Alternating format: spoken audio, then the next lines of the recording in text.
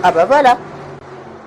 Juste un petit problème de rien du tout, vous inquiétez pas. C'est bon. On va repartir. Alors je vais vous faire un... C'est pas grave, on va repartir pour... C'est pas grave. Les vidéos qui... Voilà.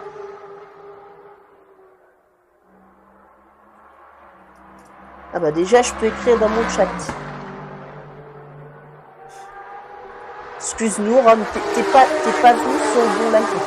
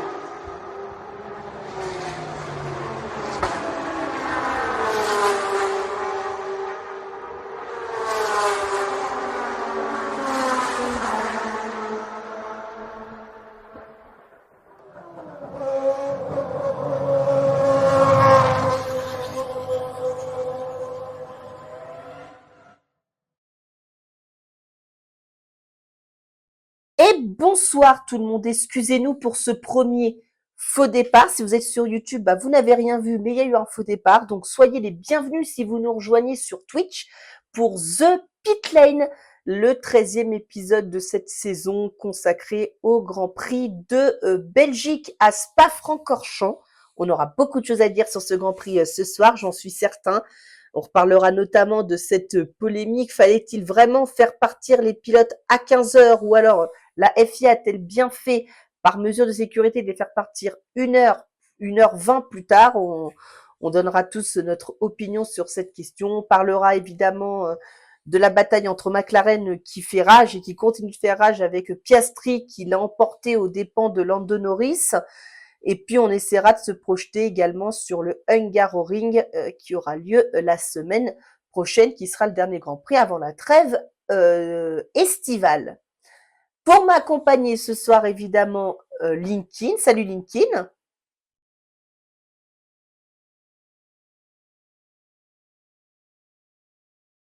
Alors, vous constaterez que vous aurez un petit décalage avec l'image et le son de Linkin. C'est la connexion internet de moi-même qui est un peu bancale ce soir. On va essayer de faire avec ce qu'on a. Je vous promets que normalement en Hongrie, on va retrouver des conditions optimales parce que en fait, pour tout vous expliquer, je suis en vacances. Je suis entourée de montagnes, donc c'est déjà un exploit que j'arrive à faire passer de la 4G ici. C'est un exploit. Donc on s'excuse peut-être pour la piètre qualité de la vidéo que vous verrez et du replay que vous verrez, mais on essaiera d'être un peu plus optimaux pour la Hongrie. D'ailleurs, notez que potentiellement le débrief du Grand Prix de Hongrie sera décalé du mardi au jeudi. Ce sera pas le 5 août, mais bien le 7, jeudi 7 à 21h sur Twitch. Comme ça, je retrouverai des conditions normales de connexion. Pour m'accompagner aussi, Valky. Alors, attendez, parce que Valky a dit bonsoir, mais du coup, le problème, c'est que personne n'a entendu puisque j'avais coupé vos sons, mais c'est pas J'ai pas grave. dit bonsoir, pas encore. Tu auras l'occasion de redire bonsoir, Linky, dans quelques instants. Mais je vais dire bonsoir à Valkyria. Salut Valky. Bonsoir! Et puis, on a eu un faux départ, mais bon, est-ce qu'on a eu pas un faux départ? On y fait pareil, donc c'est légitime, voilà. Ouais, alors, j'ai Twitch qui bug encore. On va regarder. Non, ça a l'air de revenir.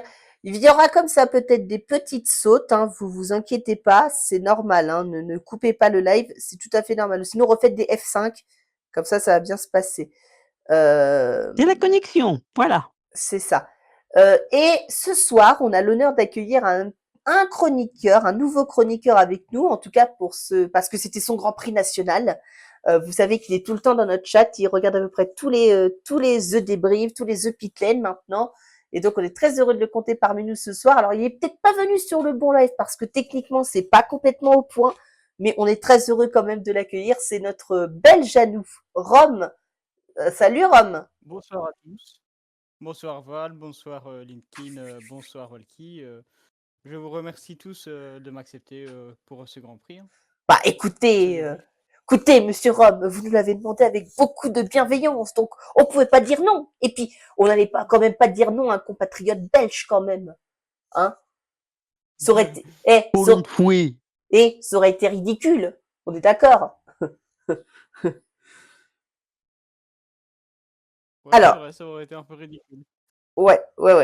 C'est vrai, ça aurait été ridicule. Bon, on aurait aimé t'accueillir dans des meilleures conditions techniques ce soir, mais bon, on va faire ce qu'on peut avec ce qu'on a. Donc ce soir, donc je vous l'ai dit, on parlera de F1, on parlera de F2, on parlera de F3, on parlera de la pluie qui a perturbé le week-end. Bon bah la pluie c'est j'allais dire Rome, toi qui connais bien la région de Spa-Francorchamps, c'est le facteur X, hein, la pluie à Spa-Francorchamps, on est d'accord? Une course à Spa sans pluie n'est pas une course à Spa, donc voilà. C'est un circuit où d'office il va pleuvoir à 90% de chance. Hein. Ouais, et la plus célèbre des éditions avec la pluie, évidemment, c'était celle de 1998, hein, tout le monde s'en souvient.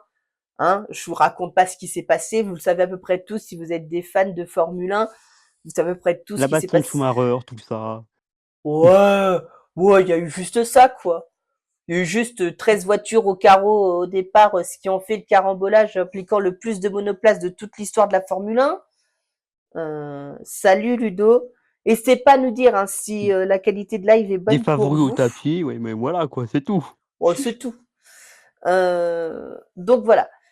On commence par quoi, messieurs? On va commencer peut-être. Est-ce qu'on a des infos du paddock à développer ce week-end? Oui, le cas Max Oui. Verstappen. Ça y est, on a appris que Max Verstappen allait normalement rester chez Red Bull. C'est le journaliste néerlandais du Télégraphe. Alors, j'ai plus son nom. Il s'appelle Eric Van quelque chose. Rome, peut-être que tu as son nom.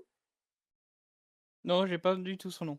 Bon, c'est pas grave, mais c'est un journaliste néerlandais du Télégraphe qui a toujours de très bonnes infos sur le clan Verstappen et sur Red Bull de manière générale, qui a affirmé, qui a dit que Max Verstappen allait rester chez Red Bull la saison prochaine, parce que il paraît que dans son contrat, Max Verstappen, je vous l'apprends peut-être ce soir, vous l'avez peut-être plus vous-même, mais il y a une clause qui dit que s'il n'était pas au minimum 3e du championnat à la mi-saison, c'est-à-dire à la trêve qui arrive,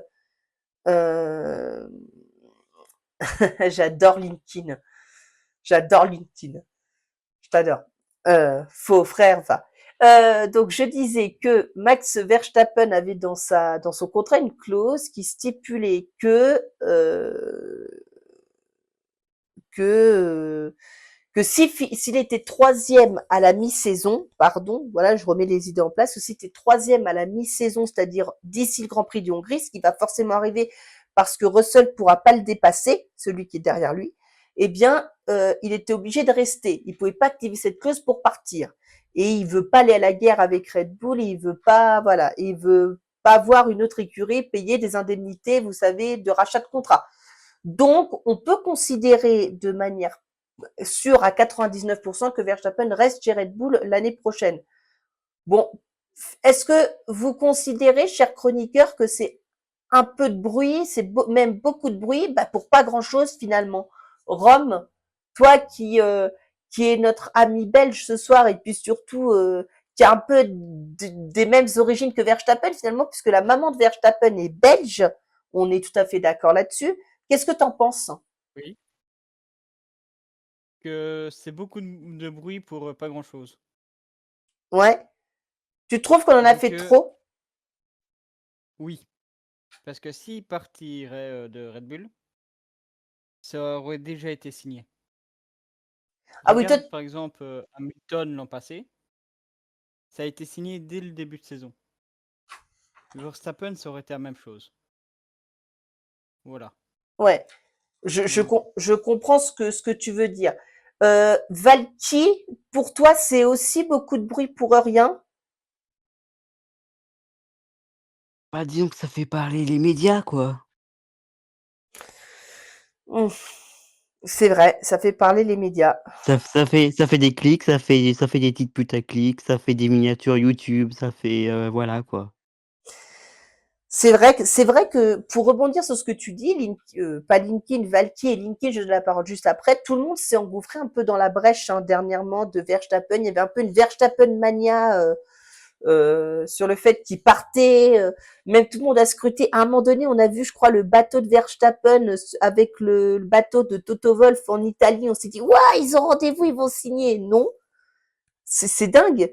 Maintenant, tu peux plus faire un pas sans que tu sois C'est pas plutôt scruté. l'avion ou le jet? Non, c'était le jet. Je sais plus. En tout cas, à un moment donné, ils se sont trouvés au même C'était endroit. le jet de Verstappen qui se rendait en Italie apparemment, je crois. Mais en Via tout Flight cas, via Flight Radar 24. c'est ça. Non, mais maintenant, c'est devenu fou. Vous vous rendez compte qu'il y a 30 ans, on n'avait pas tous ces moyens-là, ça n'existait pas, en vrai. Je- ça, Disons que juste, ça parlait, mais sans internet, il y avait pas de diffusion mondiale. Il y ouais, avait que du paplard. et rien que pour ça, j'adorerais retourner 30 ans en arrière. Vraiment. Juste pour ça. Disons que internet, c'est bien et pas bien en même temps parce que de un, ça permet de plus facilement voir et être diffusé et tout ça, mais de l'autre, ça prolifère plus facilement les rumeurs et autres fake news. Mm. Sinon, LinkedIn, pardon, qu'est-ce que t'en penses, toi, est-ce qu'on a beaucoup trop monté en épingle cette affaire Verstappen, finalement? Ah bah, c'est sûr que je rejoins à chacun vos raisonnements. On en a fait beaucoup, mais en même temps, c'est à chaque fois une petite, c'est une petite chose en plus qui est rajoutée, surtout quand on voit qu'en ce moment, à l'heure actuelle, chez Red Bull, toutes les grosses têtes sont en train de s'entretuer. Donc, finalement, je suis pas si surpris que ça arrive. Mmh, Bah, c'est vrai. déjà chez Red Bull, tu as eu plusieurs départs et parmi les têtes qui sont restées, il y en a une qui a déjà sauté, celle d'Horner. C'est vrai. C'est vrai aussi, hein, finalement. Mais moi, je vous Ouais, rej oui, vas-y Val, je te dirai ça, je dirai ça juste après. tu pourras compléter, Linkin, excuse-moi. Oui, donc je disais, c'est vrai que comment vous expliquer?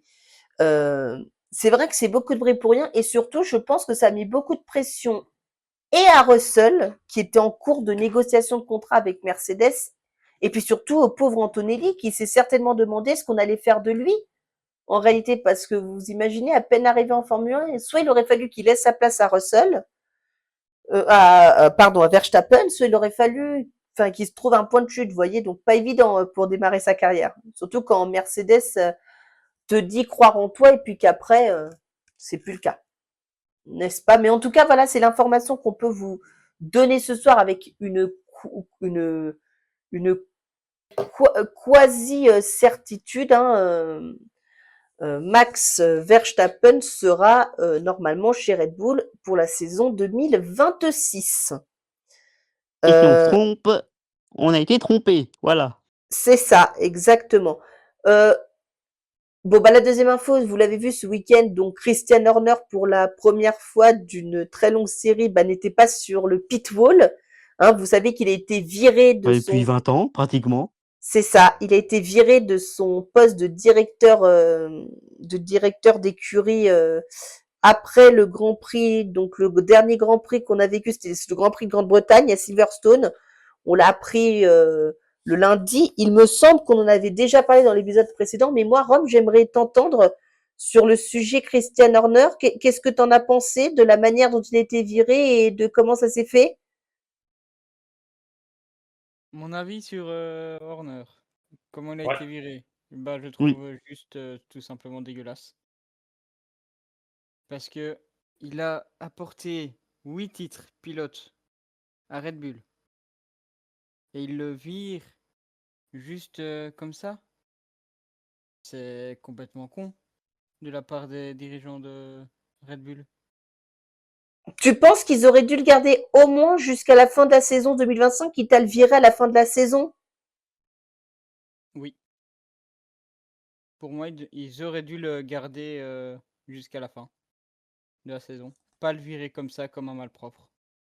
Bon, bah, en tout cas, euh, c'est vrai que ça faisait bizarre de pas voir Christian Horner sur le pitfall et ça faisait encore plus bizarre de voir Laurent Mekies à sa place, qui a changé de tenue hein, pour l'occasion puisque c'est lui qui a remplacé du coup Horner chez Red Bull.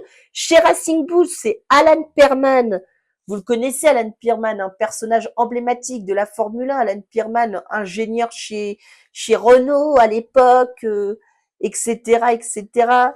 Il était chez Racing Bulls en sa qualité, je crois. Il n'était pas l'adjoint de Mekies d'ailleurs, messieurs, corrigez-moi si j'ai une bêtise. Si, si. Il dirigeait, je crois, toute la partie. Oui, alors il gère, je crois, une partie d'ingénierie, mais il gérait. Je crois qu'il gérait aussi sur l'aspect pilote. Je crois qu'il était. Il faisait pas. Attends, il faisait pas l'aspect. Il faisait pas aussi le.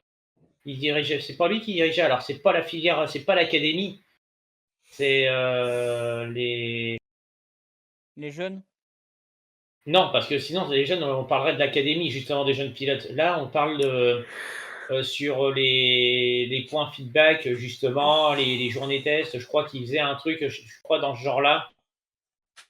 Mais Certainement, j'ai plus son rôle exact, mais en tout cas, il était propulsé. Alors, c'était pas du tout attendu, hein. Lui-même ne s'attendait pas à être propulsé aussi rapidement directeur d'écurie. Mais bon, bah, finalement, c'est lui qui a dû assurer chez Racing Bulls en tant que directeur d'écurie. Donc, voilà. C'est vrai que voir des nouvelles Après, têtes. Oui, après Valky, excuse-moi. j'aimerais rajouter un truc. Bah, vas-y, Il je t'en prie. s'avère que apparemment, donc on savait que je sais plus si c'est le côté thaïlandais ou autrichien, mais il y avait un côté tu avais le côté autrichien qui soutenait un Helmut Marko ou Horner et tu avais le côté thaïlandais qui était plutôt l'autre, qui n'était pas protégé par, tel côté. Je ne sais pas si c'est clair. Oui, Voilà, si, c'est très je clair. sais plus lesquels. Mais il s'avère je sais plus si le côté thaïlandais ou autrichien, mais tu as le représentant qui a vendu des parts et donc sa part a réduit. Donc ce qui fait que c'est la partie contre Horner qui était devenue majoritaire. Là Oui, où là où avant, c'était la partie pro Horner qui était majoritaire. et je crois que c'était les Thaïlandais qui étaient pro-Horner, je crois, hein, il me semble. Ouais et c'était autrichien pro Helmut Marko, c'est je crois bien, c'est ça, ouais. Oui, Et c'est donc du ça. coup, la part cette part pro dans l'actionnariat pro Horner a diminué d'importance parce qu'il y a eu 2 vendus à un fonds d'investissement et tout ça, bref. Donc du coup, le côté thaïlandais, c'est le côté adverse anti-Horner s'est retrouvé majoritaire et c'est là qu'ils ont pu le saquer. C'est ça, exactement. Bon, euh, Après, faut dire que c'est légitime. Après, ce qu'on peut appeler le Pipougate. c'est vrai. Et je parce- sa- Oula. vas-y, Val. Et je salue Atlantis qui arrive sur notre live, puisque je ne peux pas le faire, je peux plus écrire dans le chat, mais on le salue Atlantis, qui arrive Mon avec. frère! Voilà. Ah bah là, je peux écrire un message, donc bon, c'est pas grave. Mes assistants vont s'en occuper. Bon, bah voilà. Donc ça, c'est Turner. On reparlera du premier Grand Prix de Laurent Mekies, si vous le voulez bien, un Ben, petit il y a peu un plus truc, tard. j'ai un truc que j'aimerais bien évoquer quand même. Vas-y. Euh, de toute façon, là, vous avez parlé justement des cas des Thaïlandais qui protégeaient Horner. Mais ce qui s'est passé, c'est que ça faisait déjà un bout de temps, et puis c'est là que j'en reviens sur le début, où quand je disais qu'en ce moment, toutes les grosses têtes chez Red Bull étaient en train de s'entretuer. C'est-à-dire que d'un côté, on avait le clan Verstappen, qui avait un peu tendance à être plus côté Helmut Marko. Tu avais Horner qui était protégé par les Thaïlandais, mais comme il y avait eu cette affaire de soi-disant aussi affaire, tu sais, soi-disant cette affaire de violence ou d'agression sur des emplois, sur une employère. Là, on en avait pas mal entendu parler. Ça avait fait quand même ça avait fait quand même un sacré bruit. C'était l'année dernière. Euh, Avec l'enquête en interne qui s'est résolue de manière, avec du secrète. pognon. Ouais, avec du pognon. Là, je me dis, ça a été une raison pour le faire sauter. Et bon, bah, on sait ce que ça a donné. En fait, ils attendaient à ce que il y ait ils attendaient à ce qu'il y ait la moindre galère Et je pour vois tout ce que. faire, pour tout faire, pour faire basculer la balance. Mais je trouve que c'est pas, en tout cas à mon sens, je trouve que c'est pas la bonne manière de le faire en tout cas. Après techniquement, il reste au sein de Red Bull. C'est juste il est plus il doit rester peut-être, dans les bureaux et tout ça, mais il est officiellement plus sur le devant de la scène. Oui, mais ça ne l'intéresse plus, ça, Horner. Ça ne l'intéresse pas de faire ça. Lui, ce Ah qu'il oui, veut, mais malheureusement, c'est d'être sur le terrain. il est obligé. Malheureusement, vu qu'on l'a saqué, comme un malpropre ou en raison, technique ou de performance, chacun jugera. mais il n'y a pas trop le choix, malheureusement. Ouais, Hein. mais alors attention. En plus, il y a un truc qui va pas aider Red Bull, hein. Ah, je vous le dis. Il y en a un qui a jeté quand même un pavé dans la mare. C'est qui? C'est Liam Lawson. Liam Lawson. Oui. Et oui, je sais, Liam, il a dit qu'il n'avait pas vraiment digéré sa rétrogradation de Red Bull à Racing Bulls. Oui, bien sûr, mais on le saurait d'amont, et normal oui, qu'il n'ait pas digéré. il y a ça. Il est pas digéré, mais surtout, il a dit que Red Bull ne lui a pas laissé le temps, justement, de Bah, montrer de quoi il était ça, capable. je crois qu'on s'en est, En Alors, même temps, 2 grands prix. on s'en est bien rendu compte, hein. voilà. Donc, finalement, tout ce qu'on disait depuis les débriefs en disant que rien n'est adapté pour lui, etc., bah, ça se confirme. Et puis, malheureusement, j'ai envie de dire, Hadjar, il convoite en ce moment le baquet chez Red Bull si jamais Yuki Tsunoda venait à sauter. Mais je suis désolé de dire, mais Hadjar, n'y va pas. N'y va pas, tu vas te faire, tu vas te faire, tu vas te faire taper de la même façon. Ouais, alors attendez, on va faire un truc parce Tant que. qu'il y aura encore Verstappen, il va se faire bouffer comme les Albon, comme les Gasly, comme les Lawson, Ah, Ouais. comme les Tsunoda. excusez-moi, je remplace LinkedIn en vidéo par une photo, voilà, Eh que non, je. parce qu'elle marche, moi, ma cam. Bah Elle ouais, marche, ma Mais cam. ouais, mais ça lag trop, en fait. en fait, le problème, c'est que ça lag tellement que ça n'a plus aucun intérêt de garder la cam. Donc, je vais essayer de. Oh la vache, alors attendez, parce que j'ai ratatiné la photo. Oh la vache, non, c'est pire. Ah, attendez, on va la refaire la photo. Laissez-moi faire. Laissez faire le pro. Mais en tout cas, hop, pardon, on va faire un hop, voilà. Le professionnel de la technique. Voilà. Voilà. Vous savez quoi? On va la mettre là.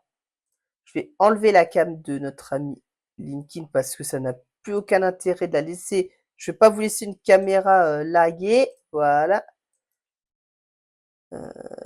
Ouais, oh, on va se démerder avec ça. C'est pas grave. Voilà. Une jolie photo de LinkedIn et Jean-Michel Tibi, le caméraman. Voilà, au milieu. Bon, je l'ai cadré un peu n'importe comment, mais c'est pas grave. Ça fera bien l'affaire pour ce soir. Du coup, on va couper ça. Hop. Voilà. Comme ça, je vais gagner un peu de voilà, on va gagner un petit peu de réseau. Oui, donc du coup, je disais, on va peut-être passer. Donc, on a parlé d'Horner viré, on va parler de Mekies tout à l'heure. Bon, Spa, un circuit ultra connu de à peu près tout le monde. Plaisant à rouler, le plus long de la saison, 7 km et 4 mètres. Et donc, un tracé incroyable au cœur des Ardennes belges. Rome, je sais que toi, tu fais un peu de kart, tu fais un peu de tout ça, il me semble, hein, si j'ai bien compris, hein, parce qu'il se peut que Oui. ce grand couillon qui te pose la question ait mal compris. Est-ce que tu as déjà roulé sur le grand circuit de Spa-Francorchamps ou est-ce que tu as fait que la piste de karting à côté? Alors, j'ai fait la piste de karting. D'ailleurs, je me suis retrouvé dans le bac à gravier de la seule séance que j'ai roulée en karting. Oh, mais comment t'as fait? Et un vibreur trop. Oh, La d'accord, boulette. la boulette. Oui. Et par contre, sur le grand circuit, ça fait 3 ans d'affilée que je roule en passager lors des 25 heures Fun Cup, Ah, Mhm. qui est ah oui. la plus grande course Fun Cup, la plus grande course du monde. C'est 2 semaines avant la F1. Et cette année, j'ai passé 6 heures dans la voiture. Voilà. Et qui était le pilote? Un ami à moi qui me coach aussi en karting, voilà, hein. Oh bah Pas très connu. bien. Alors, Voilà. alors nous on n'est pas très connaisseurs parce que nous on n'est pas belges, Rome. Mais quel est pour toi soit le virage ou les virages ultimes à Spa-Francorchamps? Alors évidemment, ça va de soi que le raidillon de l'eau rouge ne compte pas. Enfin, si tu veux le compter, mais D'accord. Les virages sans compter le raidillon, bah, c'est le double gauche donc Pouon. qui, oui, qui reste un virage exceptionnel à prendre. Blanchimont aussi. Et le pif-paf au-dessus. La Après chi- Kemel. le La pi- chicane Les combes, après. non, les Kemel, combes, après les combes, Kemel. les combes, Les combes. le droit des combes, le droite, gauche avant avant le virage d'après, puis avant le virage de Bruxelles, le virage en descente là, le grand virage en dévers. Ouais. Et ouais, Mais après, à Spa, il n'y a aucun virage qui est moins beau que les autres. Après, personnellement, il y a la source que j'aime bien. ah bah ça, c'est sûr que cette épingle, Bien. elle en a vu beaucoup des choses dans l'histoire. Oui. On se rappelle notamment de Takuma Sato et Michael Schumacher qui avaient fini leur course tous les deux à la source. Et donc voilà, c'est vrai que Il y a aussi Leclerc qui a été sauvé par le halo en 2019, l'année d'introduction du halo. eh oui, en 18. 2018. Grosjean. Ah ça, Grosjean, c'était 2012, tout le monde s'en souvient. Oh la boulette, voilà. Mais bref, Spa-Francorchamps, c'est un morceau d'histoire et 2012 qui a permis d'introduire le permis à points. c'est vrai pour l'année 2014 justement. Et on rappelle que le seul pilote qui a quand même été banni en ayant perdu ses 12 points de super licence, c'était un certain Magnussen. Magnussen. Eh ouais, Kevin, Non, pas c'est Magnussen. le petit Kevin. exactement. Voilà. Bon. On parle de ce week-end, donc c'était un week-end au format sprint. Du coup, Rome, est-ce que t'étais pas au circuit ce week-end où t'as eu des... Non. Et, le prix des accès, malheureusement, non. Je sais pas me le permettre. Alors, c'est vrai qu'un jour, il faudra aussi ouvrir un débat sur le prix des places, mais ça, c'est encore autre chose. Si vous voulez, dans le hors-série, qui arrivera normalement avant la mi-août, techniquement, on va essayer de le faire avant la mi-août, si vous voulez, on en reparlera du prix des places en Formule 1, si ça vous intéresse d'en reparler. Mais bon, au-delà de ça, donc tu n'étais pas sur le circuit, mais tu l'as regardé à la télévision, évidemment, comme Oui. tout bon Belge qui se respecte, hein. Oui. Globalement, juste en quelques mots, on va le détailler après, t'en as pensé quoi du week-end à Spa-Francorchamps, Rome? Est-ce que c'est conforme à ce à quoi tu t'attendais? Est-ce que je sais pas, est-ce que il y a des choses, Ça m'a quand même un peu rassuré. c'est-à-dire, mon petit, explique-toi. Mais déjà,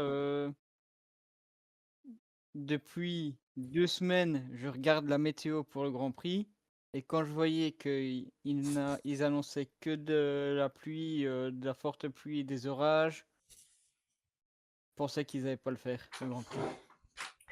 Mais quand j'ai vu au fur et à mesure que ça allait mieux et que ça roulait, je me suis dit: «Bon, c'est bon, ils vont rouler». Même Tu, s'il a fallu attendre, 2 heures, voilà. donc, toi, t'es pas un peu belge sur les bords, Rome? On a attendu 1h20. Le départ a été donné à 16h20 au lieu de 15h, mon petit. Ça fait qu'une heure 20.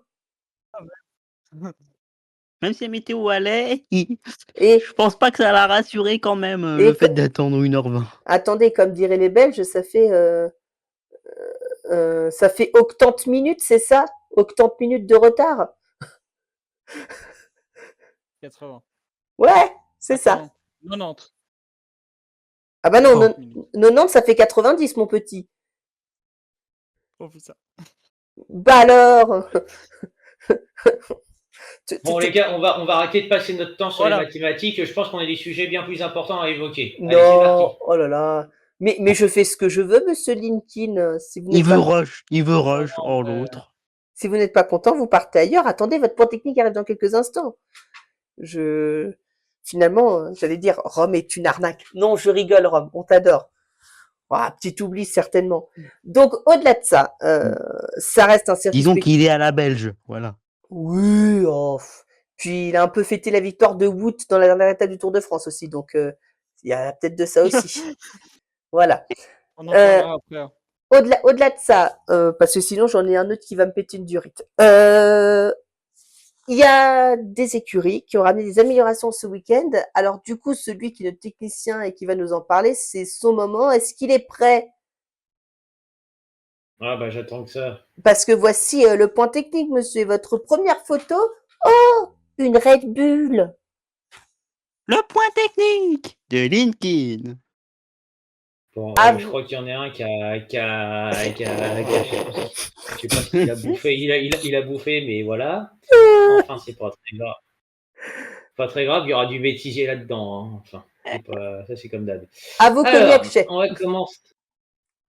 va commencer par nos amis de chez l'écurie où les grosses têtes s'entretuent, pardon. Bien. Alors, eh bien, Red Bull a apporté on va dire, une amélioration on va dire, qui a pas eu, on va dire, qui a fait preuve de relativement de discrétion. Ça veut dire que, en fait, ce qu'ils ont apporté, c'est une sortie qui est beaucoup plus étroite et plus petite.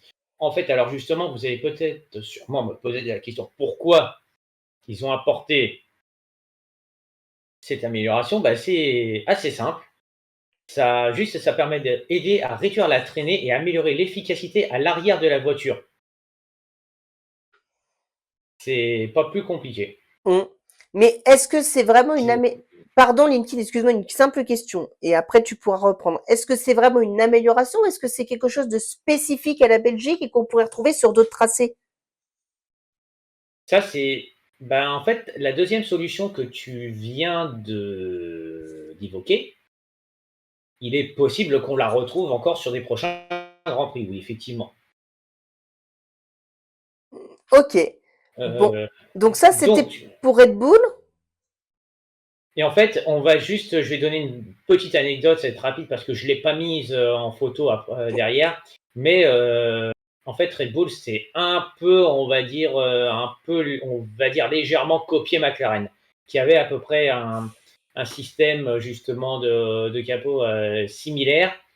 La seule différence, et c'est pour ça qu'aussi, bon, ça a été validé, c'est parce que, on va dire, l'incurvation, donc quand je parle de l'incurvation, donc les arrondis ont été beaucoup plus, on va dire, en tout cas moins prononcés que chez Red Bull, ça a été moins prononcé que par rapport à chez McLaren. Voilà. Ok. Alors la photo suivante. Alors ça concerne toujours Red Bull. Alors là, c'est vrai que c'est un sujet dont on a beaucoup parlé. Voilà, c'est Verstappen et son Mais aéro au niveau de l'arrière. bah, on en reparlera régulièrement durant ce débrief. En fait, ça, c'est pas tant une amélioration. En fait, pour expliquer la chose, on a Julien Febvre, Jacques Villeneuve, Franck Montagny, l'ont pas mal évoqué durant ce dimanche. En fait, que pas mal d'équipes ont retravaillé en fait sur l'appui des ailerons en les augmentant parce que comme ils ont su qu'il allait pleuvoir, en fait, on peut pas du tout, on va dire, se fier à on peut pas se fier à garder un réglage, on va dire, sec. Ça veut dire que quand on a en fait de la pluie, peu importe, on va dire que ce soit que ça soit un circuit rapide ou non, on est censé, on est censé avoir beaucoup plus d'appui parce que, on roule moins vite, déjà sous la flotte, comme ça glisse plus. Et justement, pour éviter le maximum, on va dire, de glissade et que la voiture soit la plus stable possible, il faut davantage rebraquer les ailerons. Et ça, j'ai envie de dire, c'est bien quand on a un Grand Prix en continuel sous la pluie, mais comme quand on voit ce qu'on a vécu ce week-end, ça veut dire avec un peu de pluie, on va dire en début de course, et puis après une partie où après c'est devenu sec, ça les a beaucoup désavantagés, quoi, si vous voulez. Oui, Rob, tu as quelque chose à évoquer, je t'écoute. Ah non, j'écoutais juste. Ah, Hein, d'accord. non. Non, mais c'est important justement de le dire, c'est parce que justement, c'est là qu'on a vu qu'il y a quelques écuries, ou en tout cas quelques pilotes qui ont su tirer un peu mieux leur épingle du jeu, quoi, en tout cas. Voilà. Ouais. Après, j'ai une autre info aussi pour Red Ah, Bull, mais Tsunoda a reçu son fond plat. C'est pas un fond plat, c'est son nouveau plancher. Alors ça, c'est Ouais. alors Plancher, fond plat, c'est oui, je Non, confonds non, les deux. alors en Oui. fait, en c'est gros, pas le la truc, même pièce, hein. Attention, elles n'ont pas les mêmes spécificités. non, non, non, non, Linkin. non, non, non, non, non, attention, un nouveau plancher, ça peut être, on peut on peut le désigner, ça fait un peu, tiens, je vais prendre un exemple concret. Si on se souvient de la victoire d'Esteban Ocon en Hongrie avec l'Alpine en 2021, à l'époque, le patron d'Alpine, qui était à l'époque Laurent Rossi, disait que Esteban avait un souci de châssis. On avait vu que sur les 3 courses avant, il avait eu des galères et il ne marquait pas de points. Et là, depuis qu'il avait changé de châssis, justement, en Hongrie, il avait gagné. Alors, c'est là qu'on se dit que Red Bull a fait exactement à peu près a opté pour la même solution. En tout cas, on dit que c'est Red Bull, mais c'est plus Laurent Mekies qui l'a fait, qui a décidé d'opter de donner un nouveau plancher à Yuki Tsunoda, parce qu'à mon avis, il a dû sentir que sa Red Bull n'allait pas bien, en tout cas, et qu'en changeant ça, bah, ça allait être beaucoup mieux. Et ben, je pense qu'au vu du résultat qu'a fait Yuki Tsunoda, et notamment en qualification, j'ai envie de dire que le pari est réussi. Eh ben ouais, c'est pas mal en vrai. Mais c'est-à-dire que c'était presque normal que Tsunoda ait cette amélioration. Parce qu'en fait, il faut savoir que normalement, la pièce qu'on a installée chez Yuki Tsunoda, c'était une pièce de rechange pour Verstappen à la base. Hein? Ce qui est quand même Tout, assez. tout est, tout est dédié à Verstappen. Donc, Mais oui. c'était logique.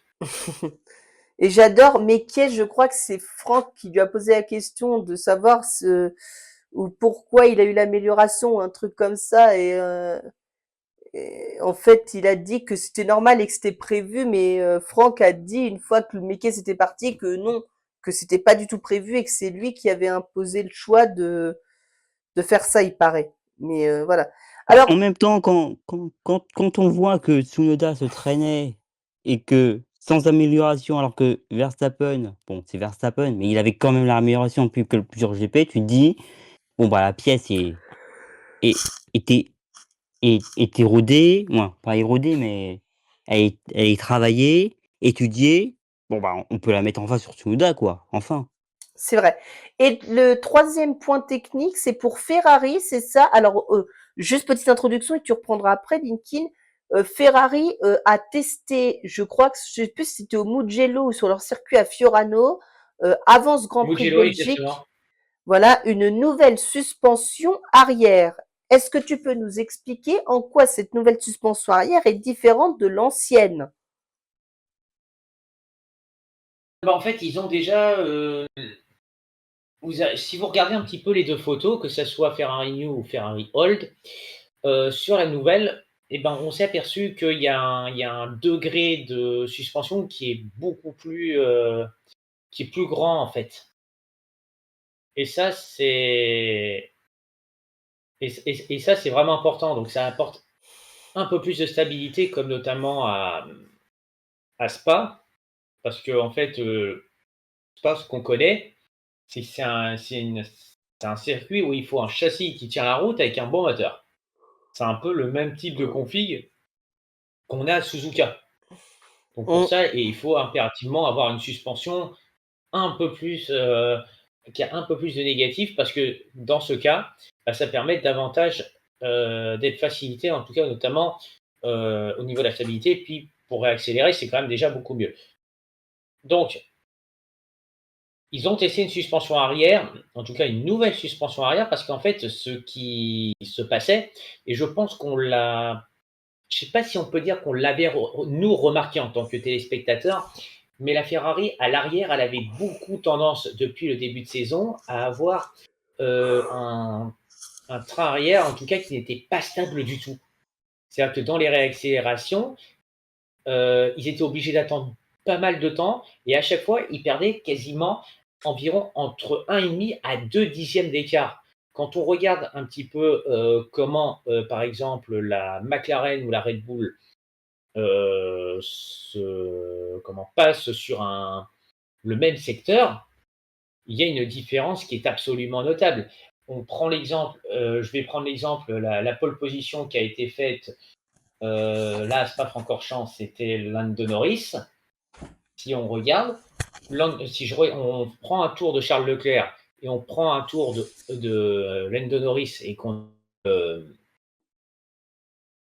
le comparatif, si vous voulez, eh bien, ils s'aperçoivent qu'au niveau de la réaccélération et au niveau de la stabilité, la McLaren est 10 fois meilleure. Et tout simplement, Ferrari avait un peu compris qu'apparemment, au niveau des suspensions à l'arrière, ils n'étaient pas très très bons. Et qu'ils ont justement, ils ont testé, ils ont mis en développement un Mugello, et ça avait l'air en tout cas de fonctionner. Et ben, je peux dire aujourd'hui que bah, ça a très bien fonctionné parce que vu comment Leclerc, il a réussi à placer la Ferrari en 3e position, c'est déjà un bel exploit. Bon, après Lewis Hamilton, on a connu ce qui s'est passé en course sprint et puis en qualif, ça a été la galère. Mais quand on voit la remontée qu'il fait, franchement, c'est impressionnant quoi de leur Et part. techniquement, Hamilton, il avait un setup pluie alors qu'il faisait sec. Ah, attendez 2 minutes, messieurs, j'ai un petit problème. J'arrive. Oh, putain. Hop. Et puis là. Excusez-moi, on fait un petit pit stop, vous inquiétez pas. Pas de micro cette fois-ci, mais de casque. Attendez, hop. Je le branche, hein, vous inquiétez pas, vous allez retrouver le direct dans quelques petites secondes. Le hitline est géré par les professionnels, ne vous inquiétez pas. Ouais, voilà, à ne pas refaire chez vous, sinon vous allez avoir un problème. Attendez, je vais juste nous remettre. Nous sommes des cascadeurs de la technique, voilà.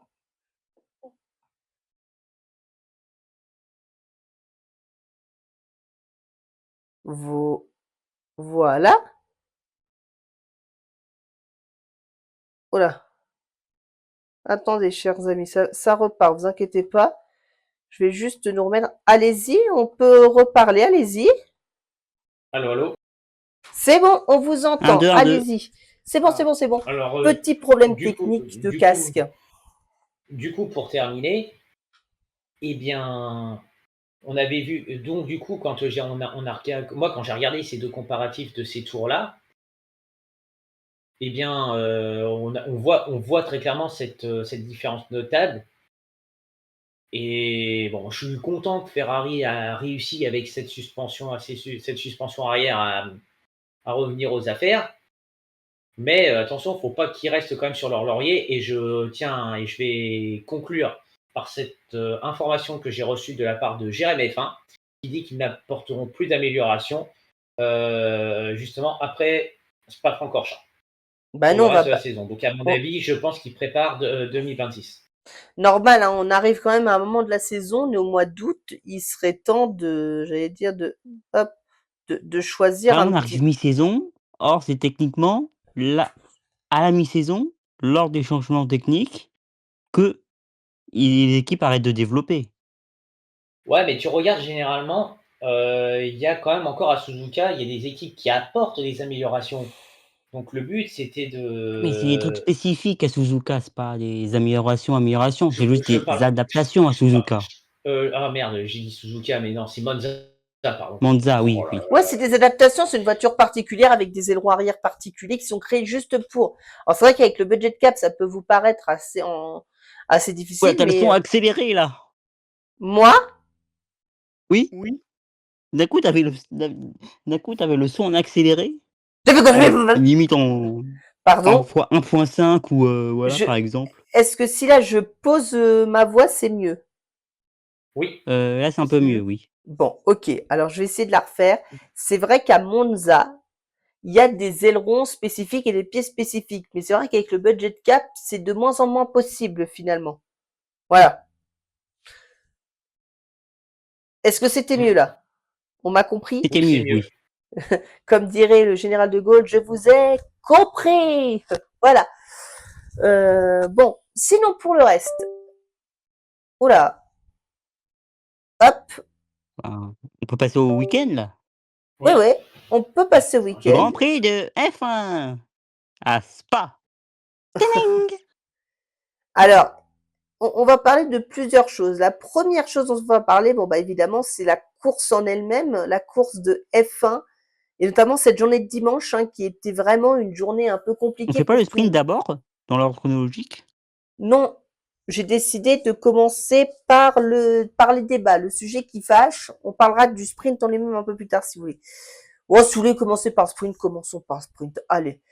Week-end de format sprint à Spa, c'est je crois le deuxième ou le troisième, je ne sais plus. 3e. C'est le troisième. Vous savez, une séance d'essai, une qualif sprint, une qualif classique, une course. Voilà, là vous connaissez le format. Donc en course sprint, bon bah on a vu tout à l'heure la photo, vous l'avez vu, regardez la différence de réglage de Verstappen entre la course et entre la sprint, c'est pas celle-là, c'est celle-ci. Et ben vous voyez, il avait un aileron beaucoup plus débraqué en sprint, beaucoup plus braqué pendant la qualif et la course. Et ben du coup en sprint, ça lui a permis, et ben regardez, de déjà la qualif sprint, il était quand même à 4 dixièmes de Piastri en SQ3, mais ça lui permet de faire première ligne et surtout, au-delà de ça, de gagner la sprint avec seulement, vous allez me dire, 7 dixièmes d'avance sur Piastri, mais bon, bah ça reste quand même une victoire, hein, en course sprint. Devant Norris, et donc il a battu les Mercedes sur sa stratégie. Alors, on a pensé qu'il allait se faire un petit peu harakiri à la fin, parce que s'il gardait cette config pour la flotte, bah, aucun intérêt finalement. Et donc il a fait le contraire de ce qu'il a fait à comment?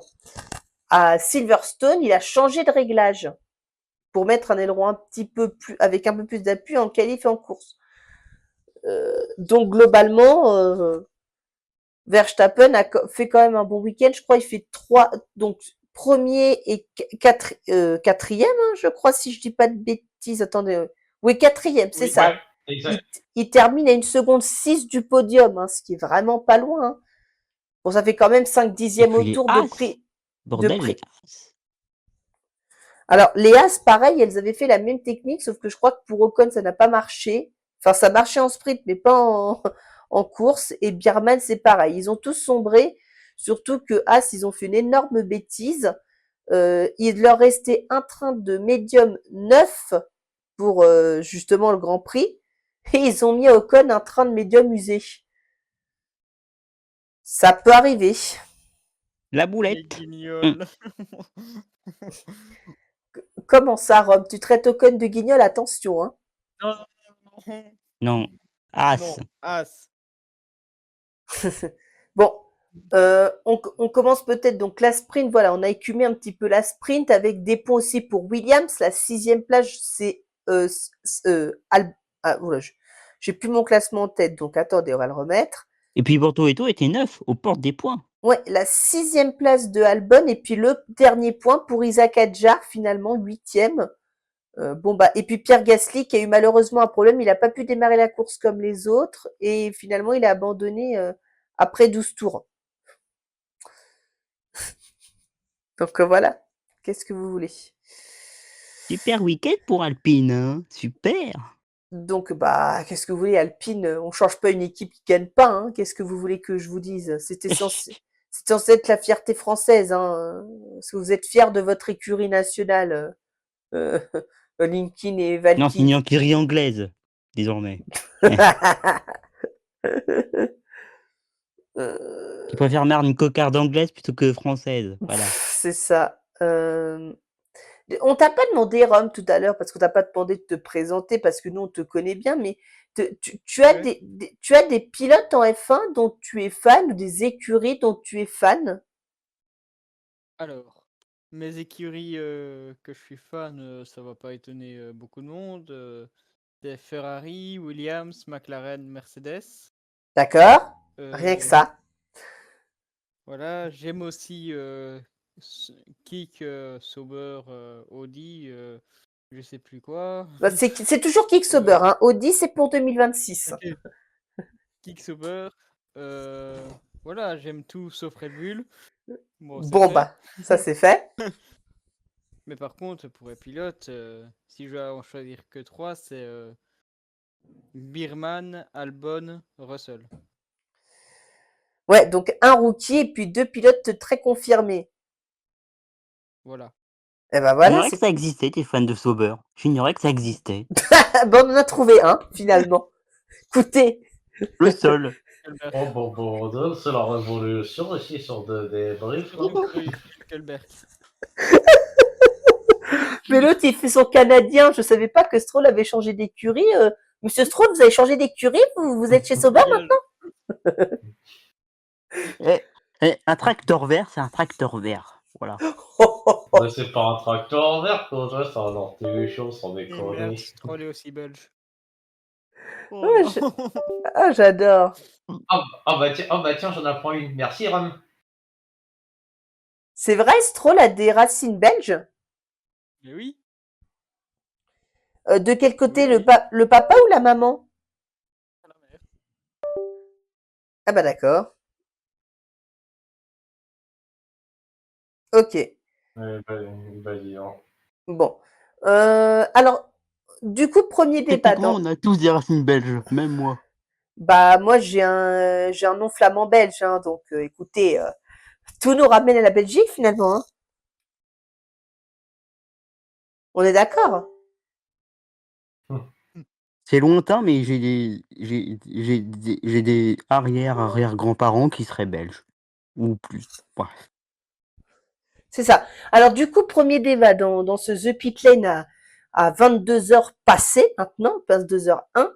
On va donc parler du coup de ce qui s'est passé dimanche à propos du départ. Alors, vous savez que le Grand Prix devait démarrer à 15h. Finalement, une violente averse s'est abattue une demi-heure avant le départ du Grand Prix. On a décidé de le commencer sous safety car, notamment les tours de formation, un tour de formation safety car, mais on s'est rendu compte que la visibilité était trop mauvaise pour pouvoir donner un départ en toute sécurité. Donc on a interrompu la procédure de départ. Alors Rome, tu m'as posé 2 questions. On va tout de suite les débunker toutes parce que tu m'as posé 2 questions. Tu m'as demandé, est-ce que le chrono des 2 heures était parti? Non, puisque l'épreuve en elle-même n'était pas partie. 2, est-ce que le chrono des 3 heures était enclenché? Eh ben non plus, puisque l'épreuve n'était pas partie. Voilà. Il n'y a qu'au moment où la course est lancée, soit par un départ classique ou un départ sous safety car, que voilà. Par contre, à partir de 16h20, là on a décompté les 2 heures. Au moment où on est parti sous le safety car, on a décompté les 2 heures et on aurait décompté 3 heures enfin 3 heures d'épreuve au total, dont 2 heures de course. Voilà. Est-ce que tout le monde a compris? Oui. Oui, professeur. Bon bah voilà, si tout le monde a compris, c'est pas mal. Donc on a reporté le départ de 1h20 à cause de la pluie et de la visibilité qui était trop mauvaise. Ma question est simple.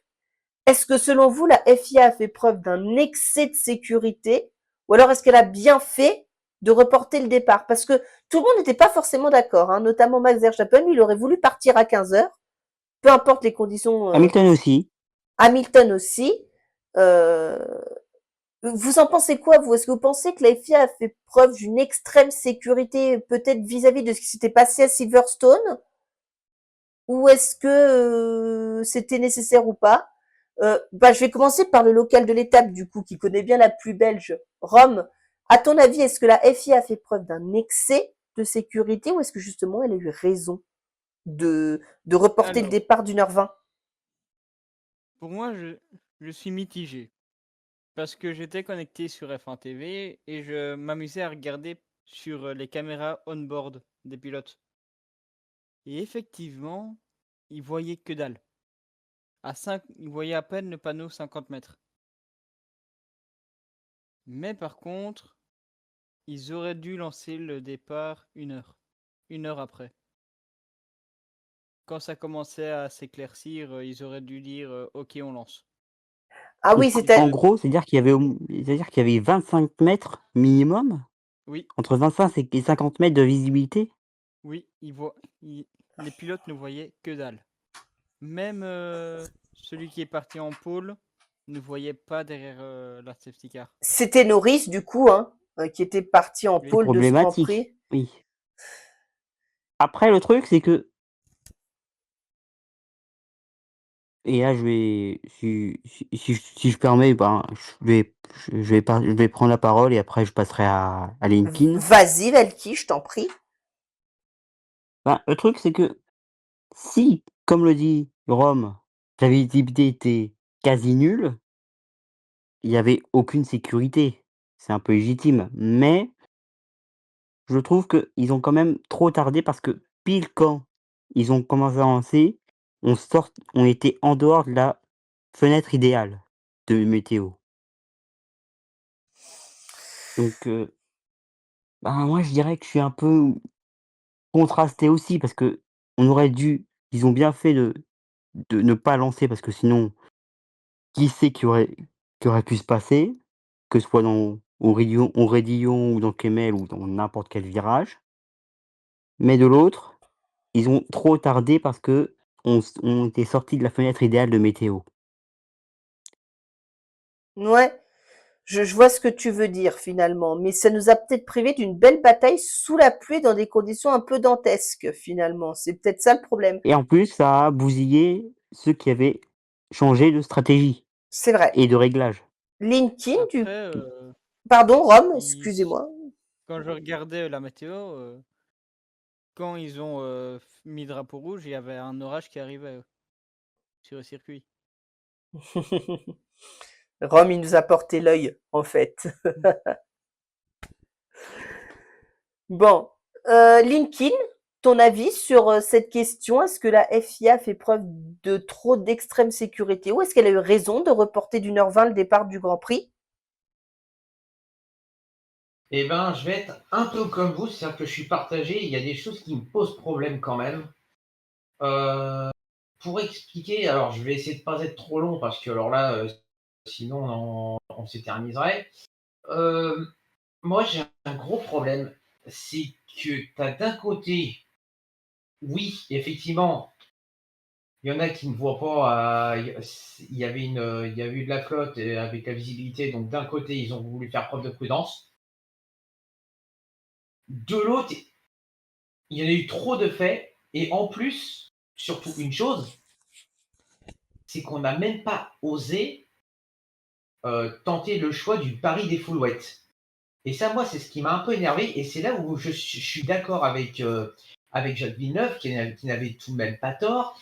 Il disait, mais en fait, ça sert à quoi que Pirelli, en fait, en gros, ait créé des foulouettes si c'est pour pas s'en servir?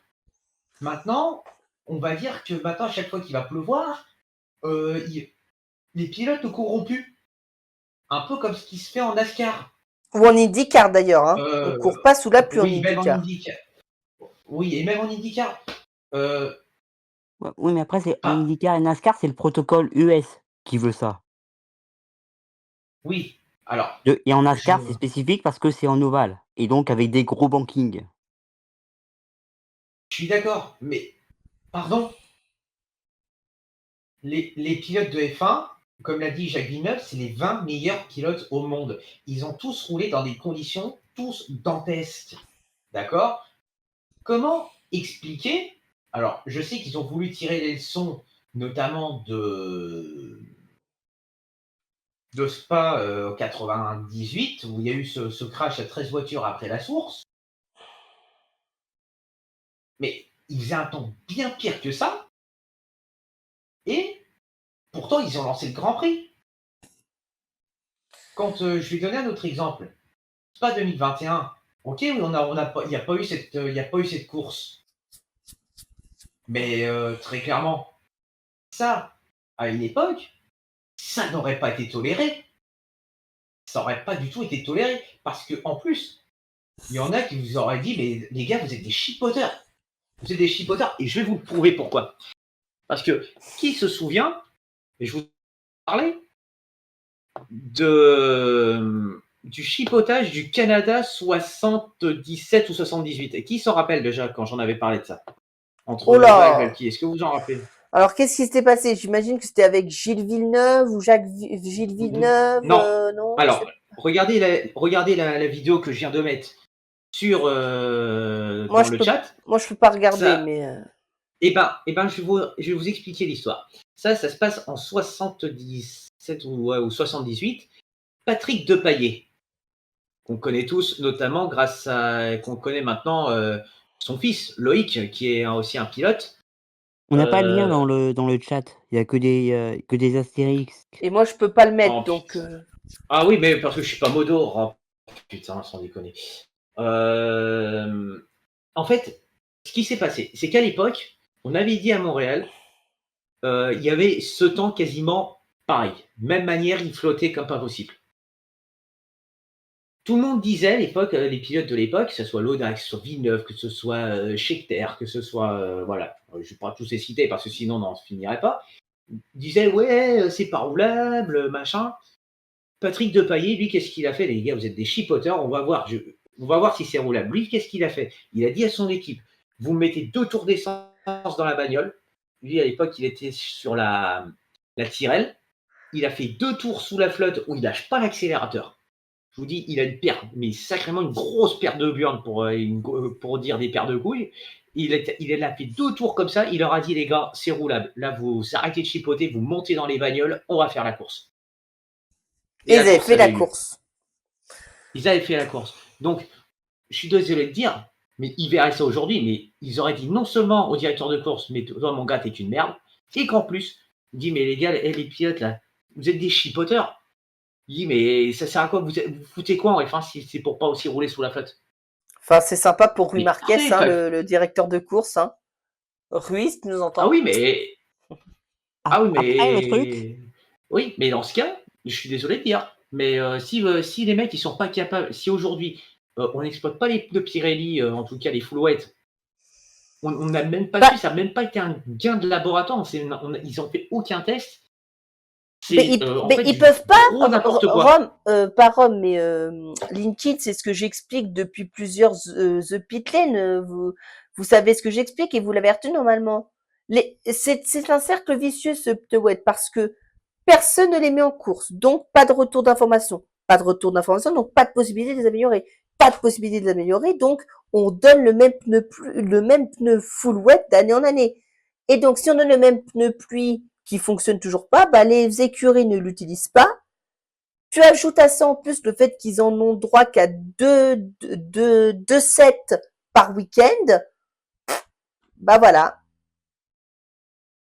Oui, bah, justement, moi ça, je suis désolé de dire, mais les gars, des pneus comme ça, là, ils sont faits pour être utilisés. Ils sont faits pour être utilisés, il faut faire des tests. Alors qu'ils arrêtent un peu de nous faire parce que moi, ça, c'est de la chipoterie, de la chamaillerie, ou ce que vous voulez. Ils sont là pour ça. Pirelli, s'ils font des gommes, c'est pas pour rien, c'est pas pour les accrocher en vitrine. C'est C'est fait pour vrai. que ça roule. Et on peut rappeler C'est aussi tout. que l'effet de sol n'aide pas non plus parce que c'est ce qui provoque ces fameux rideaux d'eau et qui font qu'on voit rien. c'est ce qui, mais c'est en fait c'est l'effet de sol qui aspire l'eau du béton en fait et qui fait ses panaches. C'est ça. Ouais, mais dans ce cas, voilà, faut être honnête. Je L'effet de sol, préfère. ça avait superbe qualité, notamment parce que tu peux prendre des virages plaqués au sol, alors qu'avant tu pouvais pas les prendre à Non? pleine balle. Mais le truc, c'est que vu que tu es hyper bas et que ça aspire tout, eh ben, malheureusement, en cas de pluie, bah, ça aspire tout dont la pluie, quoi, voilà. C'est ça. En fait, c'est même pas les pneus qui évacuent l'eau, c'est plutôt le diffuseur arrière qui évacue l'eau. Oui, Voilà. voilà, c'est l'effet Venturi qui fait que tout est aspiré et tout est Ouais. aspiré. Bon, alors moi, je vais vous donner mon avis. En fait, il y a deux écoles qui s'affrontent. Il y a ceux qui disent, ouais, ils auraient largement pu démarrer à 15 heures et rouler. Puis vous avez l'école d'à côté qui dit, ben non, mais quand même, attendez les gars. Sur ce circuit, on a eu quand même 2 morts, dont un par la pluie, parce qu'il pleuvait trop et que c'était inroulable. D'accord? Et donc, on peut pas badiner avec la question de la sécurité. Voilà, c'est deux visions qui s'affrontent. Le spectacle d'un côté, c'est ma main gauche que je lève comme ça, le spectacle, versus la sécurité. Mais au milieu de De ça, plus, pardon, Valky, excuse-moi, je termine. Hop, voilà, hop. Je termine, excusez-moi. Ah, voilà, c'est bon. Donc je termine. En plus de ça, vous avez ce problème de pneumatique pluie qui n'évacue, c'est pas le pneu qui évacue l'eau, c'est plutôt c'est plutôt le fond plat qui évacue l'eau et le diffuseur avec l'effet Venturi dont parlait Valky. Et puis au-delà de ça, vous avez aussi la topographie du circuit de Belgique. C'est entouré de forêts. Ça fait un peu comme, vous savez, l'ancien Hockenheim. Vous revoyez l'ancienne Hockenheim qui partait dans la forêt. Ben, c'était pareil, c'était le même problème. C'est quand il pleuvait et qu'il fallait évacuer l'eau, bah, t'avais toujours un nuage d'eau parce que, bah, le problème, c'est que bah, les pneus, c'est bien gentil, ils peuvent évacuer jusqu'à 80 litres d'eau par seconde à 300 km/h, bien sûr. Les pneus pluie, hein, pas les pneus intermédiaires. Les pneus intermédiaires, je crois que c'est 50 litres. Mais donc, bah voilà, ça donne ça. Et puis, une dernière chose, je vous rappelle au demeurant, et ça, voilà, il faut le rappeler, DF1 à la base, c'est pas fait pour rouler sous la pluie. Hein, je le rappelle aussi.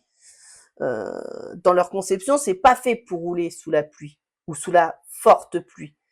Alors oui, vous me direz, dans le passé, on a roulé avec des pistes bien plus détrempées. On pense à Fuji, notamment en 2007. On pense à plein de grands prix. Hongrie 2006, quand voilà, on a roulé. Bien sûr qu'on a roulé avec des conditions dantesques et extrêmes. Mais aujourd'hui, je pense que ça n'est plus possible de le faire. Et malheureusement d'ailleurs. Et d'ailleurs, je ne comprends pas que quand on a passé le premier tour de la safety car, je ne comprends pas qu'on n'ait pas fait un départ arrêté. Moi, ça m'a choqué. Qu'on ait fait un départ lancé, pas un départ arrêté. Parce que je pense que c'était possible de faire un départ arrêté sur la grille. Ah oui, moi je suis d'accord avec toi. Je suis d'accord, effectivement. Moi, ça là, m'a choqué. effectivement, oui, c'est sûr, c'est normal. Là, ils auraient dû faire des pas arrêtés Ouais, classiques. mais aujourd'hui, et la preuve, même Verstappen, il l'a dit sur dans les médias, il dit, là, vu comment ça continue, on risquera plus de revoir des grands prix de F1 sous la flotte. Ben non, mais pourtant, regardez, Silverstone, c'est pas si mal passé que ça. Bon, bah, il y a eu ce malheureux incident entre Hadjar et Antonelli. Bon, bah, ça peut arriver, hein. Une visibilité trop faible et Hadjar n'a pas pu anticiper. Bon, bah, ça peut arriver. Euh, Oui, mais Silverstone, c'est pas Spa. Et l'inverse. Silverstone, c'est entre guillemets plat. T'as quelques bosses, mais c'est relativement plat. Là où Spa, c'est montagneux. Enfin, montagneux, Pas pardon, c'est montagne, pas. ça, c'est Eh, Oui, mais montagneux, c'est pas beaucoup de collineux. descente. Allez, c'est dans les collines. c'est Allez. pas les Alpes non plus, hein. C'est pas Francorchamps, pardon, hein, Rome. Oui, Hein. c'est pas J'adore des le plat pays, montagnes. hein, mais quand même, tu peux le Non, mais c'est les confirmer. Ardennes, hein. C'est les C'est des Ardennes. collines, c'est des Confirme, mini-montagnes, quand Chut, même. pardon, excusez-moi, j'ai donné la parole à Rome, mais vous lui parlez dessus. Rome? je confirme que la Belgique est un pays plat, mais Spa, ça fait que monter et descendre, quoi. Déjà, quand tu vois le Raidillon, C'est une pente à 17% à la ouais, Raidillon. Hein. oui, voilà, c'est un mur. Et Et quand on pour voit la descente vers l'épingle, donc vers après les C'est combes, c'est Bruxelles, c'est le virage de Bruxelles. ouais, Bruxelles, quand tu vois Bruxelles, quand tu vois que ça descend en, et que ça descend bien, mhm, tu peux pas dire que c'est plat. Mais on n'a jamais par dit que c'était contre, plat. On peut pas comparer une pluie à Silverstone où c'est relativement plat parce que c'est un aérodrome et tout ça, et Spa où c'est dans un dans une zone «montagneuse» entre guillemets, Mm. vallonné. C'est vallonnée, vrai. voilà. Bon, voilà en tout cas ce qu'on peut vous dire et notre avis sur ce qu'a fait la direction de course. Bon bah le Grand Prix donc a démarré avec 1h20 de retard et puis moi le Grand Prix, Ça s'est résumé notamment à une bataille avec les McLaren. Enfin, une bataille, c'est très vite dit parce qu'il n'y a pas vraiment une bataille sur la piste puisque c'est Piastri qui s'est imposé dès du coup le départ lancé, finalement. Euh, Je Après, trouve que et je c'était voudrais la meilleure rajouter un solution, truc. hein. Ah, attendez, il y a Rome Mm, il y a Rome qui disait quelque chose. Et Valky rajoutera un truc après. Rome. Je, je trouve que le départ lancé était la meilleure solution. Parce Alors, que pourquoi? la partie intérieure, personne ne passait. Donc il y avait encore plein d'autres dessus. Les pilotes à l'intérieur allaient forcément être désavantagés au départ. Eh, mais c'est le jeu aussi, hein. Il y en a, c'est comme la ligne propre et la ligne sale, hein. C'est la même chose. Je- Oui, mais va démarrer. Imagine, tu pars deuxième, t'as la piste encore mouillée à fond. À côté, t'as le premier, il part sur une piste sèche. Qui aura forcément un meilleur départ? Ouais. J'allais te dire, ça dépend de plein de facteurs. Ça dépend du temps de réaction, ça dépend du patinage des roues, ça dépend de tout. Mais oui, je comprends ce que tu veux dire, Rome. C'est vrai que ça n'aurait peut-être pas été complètement juste un départ arrêté. Finalement, c'est pour ça qu'on a fait un départ Voilà. lancé. Mais est-ce que le départ lancé était pour autant plus juste? Je ne sais pas. Non. Voilà. Donc il y a eu ce départ lancé. Donc Piastri qui a pris l'avantage sur Norris et qui s'est échappé je derrière, on voulais l'a. dire un truc. Je voudrais Oui, je voulais Valky. bah, le fait d'avoir avorté avant, arrêté la procédure de course, ça fait qu'on a pu avoir un Grand Prix complet. Tandis que là, certes en décalé, mais un Grand Prix complet. Là où imaginons, on aurait fait 2 tours. Bah, la procédure aurait été déjà lancée et on aurait eu 1 heure de vide et des tours enlevés en moins Bah et oui, donc pas bah un Grand Prix complet. oui, parce qu'on aurait eu 42 tours de course au lieu de 44. Mais ça encore, ça m'aurait pas gêné qu'on ait fait des tours de formation et que voilà. Ça m'aurait pas gêné foncièrement. Et donc ça c'était pour éviter que ça empire à la Spa 2021. Comme ça, les gens, ils ont eu leur Grand Prix complet, certes en décalé, mais ils ont eu leur Grand Prix complet. Ouais, mais Ils ont pas eu à se plaindre.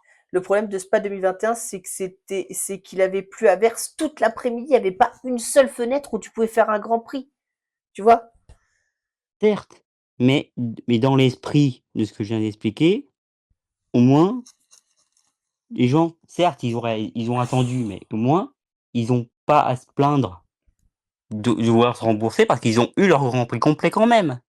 Ouais, Là où on a eu que là où à Spa 2021, on a eu que 3 tours et qu'on pouvait pas arrêter le timer ouais, de l'event.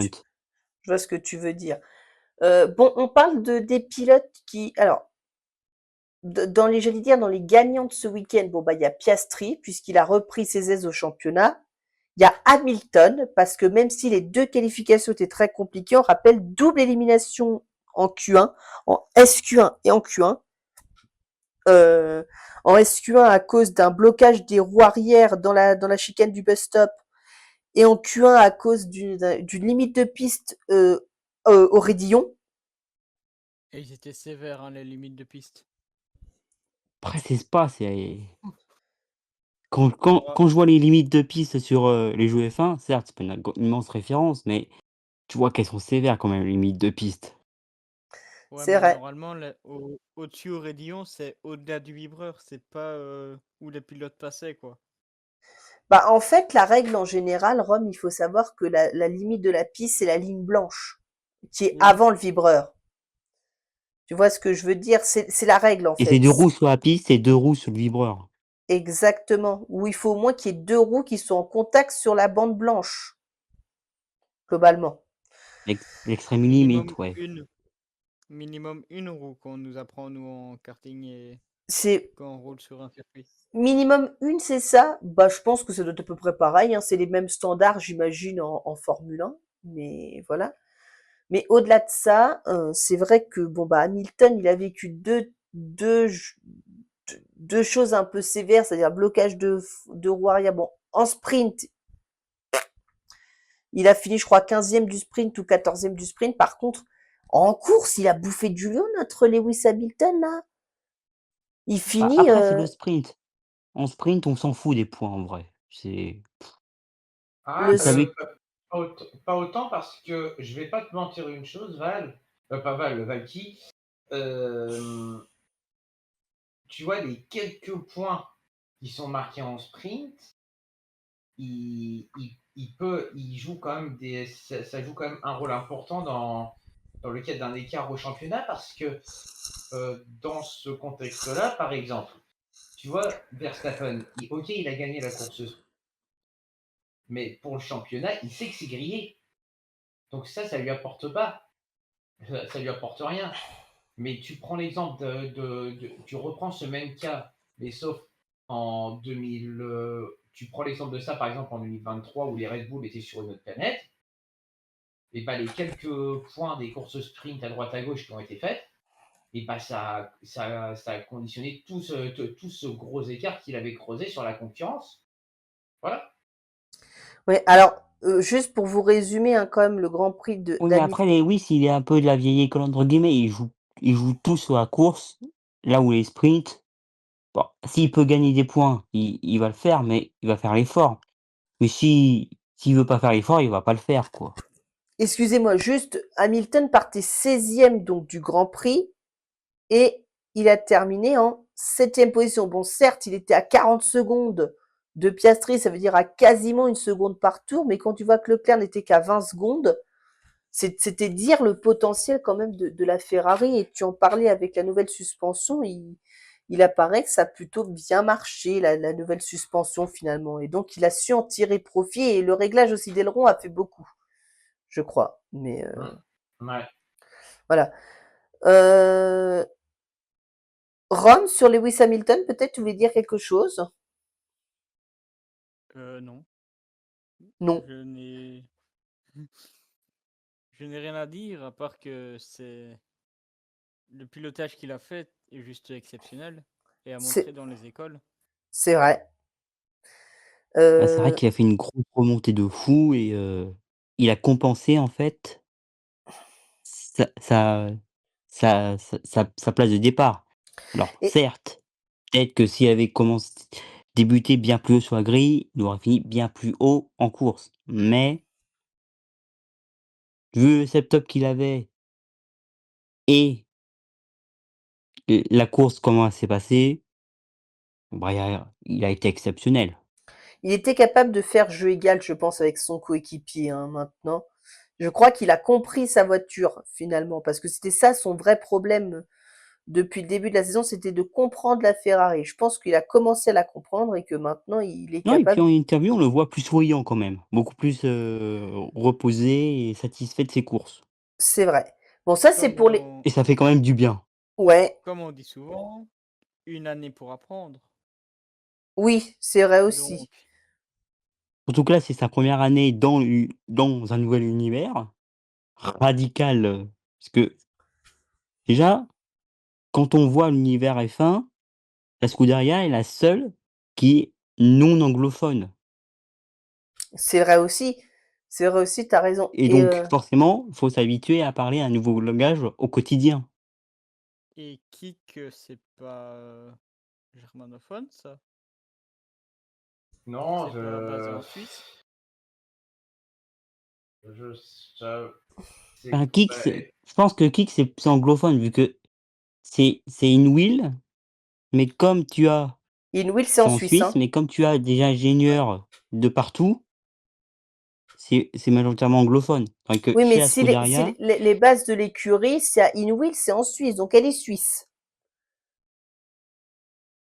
C'est l'an prochain que ça passe en Angleterre.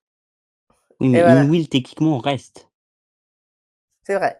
Bon, on va pas faire ce débat sur Kick-Sauber. Bref, On, on le fera un débrief hors série, par exemple, ou ouais, voilà, alors, autre, ailleurs. autre performance qu'on va scruter, bon, bah, c'est les Français. Alors, autant dans la sprint, ils ont été très bons, nos 3 pilotes français. On rappelle, hein, dans la sprint, on regarde le résultat, hein, Ocon 5, Hadjar 8, bon bah Gasly abandon, mais alors dans la course principale, c'était compliqué la course du dimanche. Euh, Adjar a terminé dernier un tour. Esteban Ocon, 15e à 1 minute 26 du vainqueur. Et il n'y a guère que Pierre Gasly qui a marqué un point pour son équipe. C'est dingue. Et pourtant, chez Alpine, c'est le seul sauveur d'Alpine.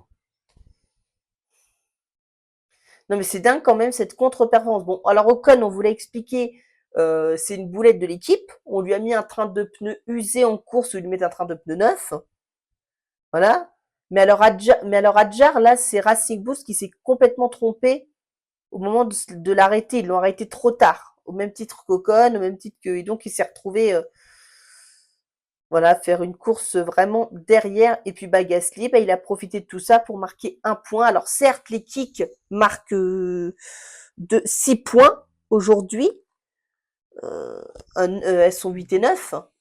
Mais enfin oui, Alpine va Quand se tu dis retrouver. que le tracteur vert marque plus de points que le tracteur vert rose-bleu, Ouais, mais le tracteur, il a eu des améliorations et qui marche. C'est peut-être la seule oui, différence.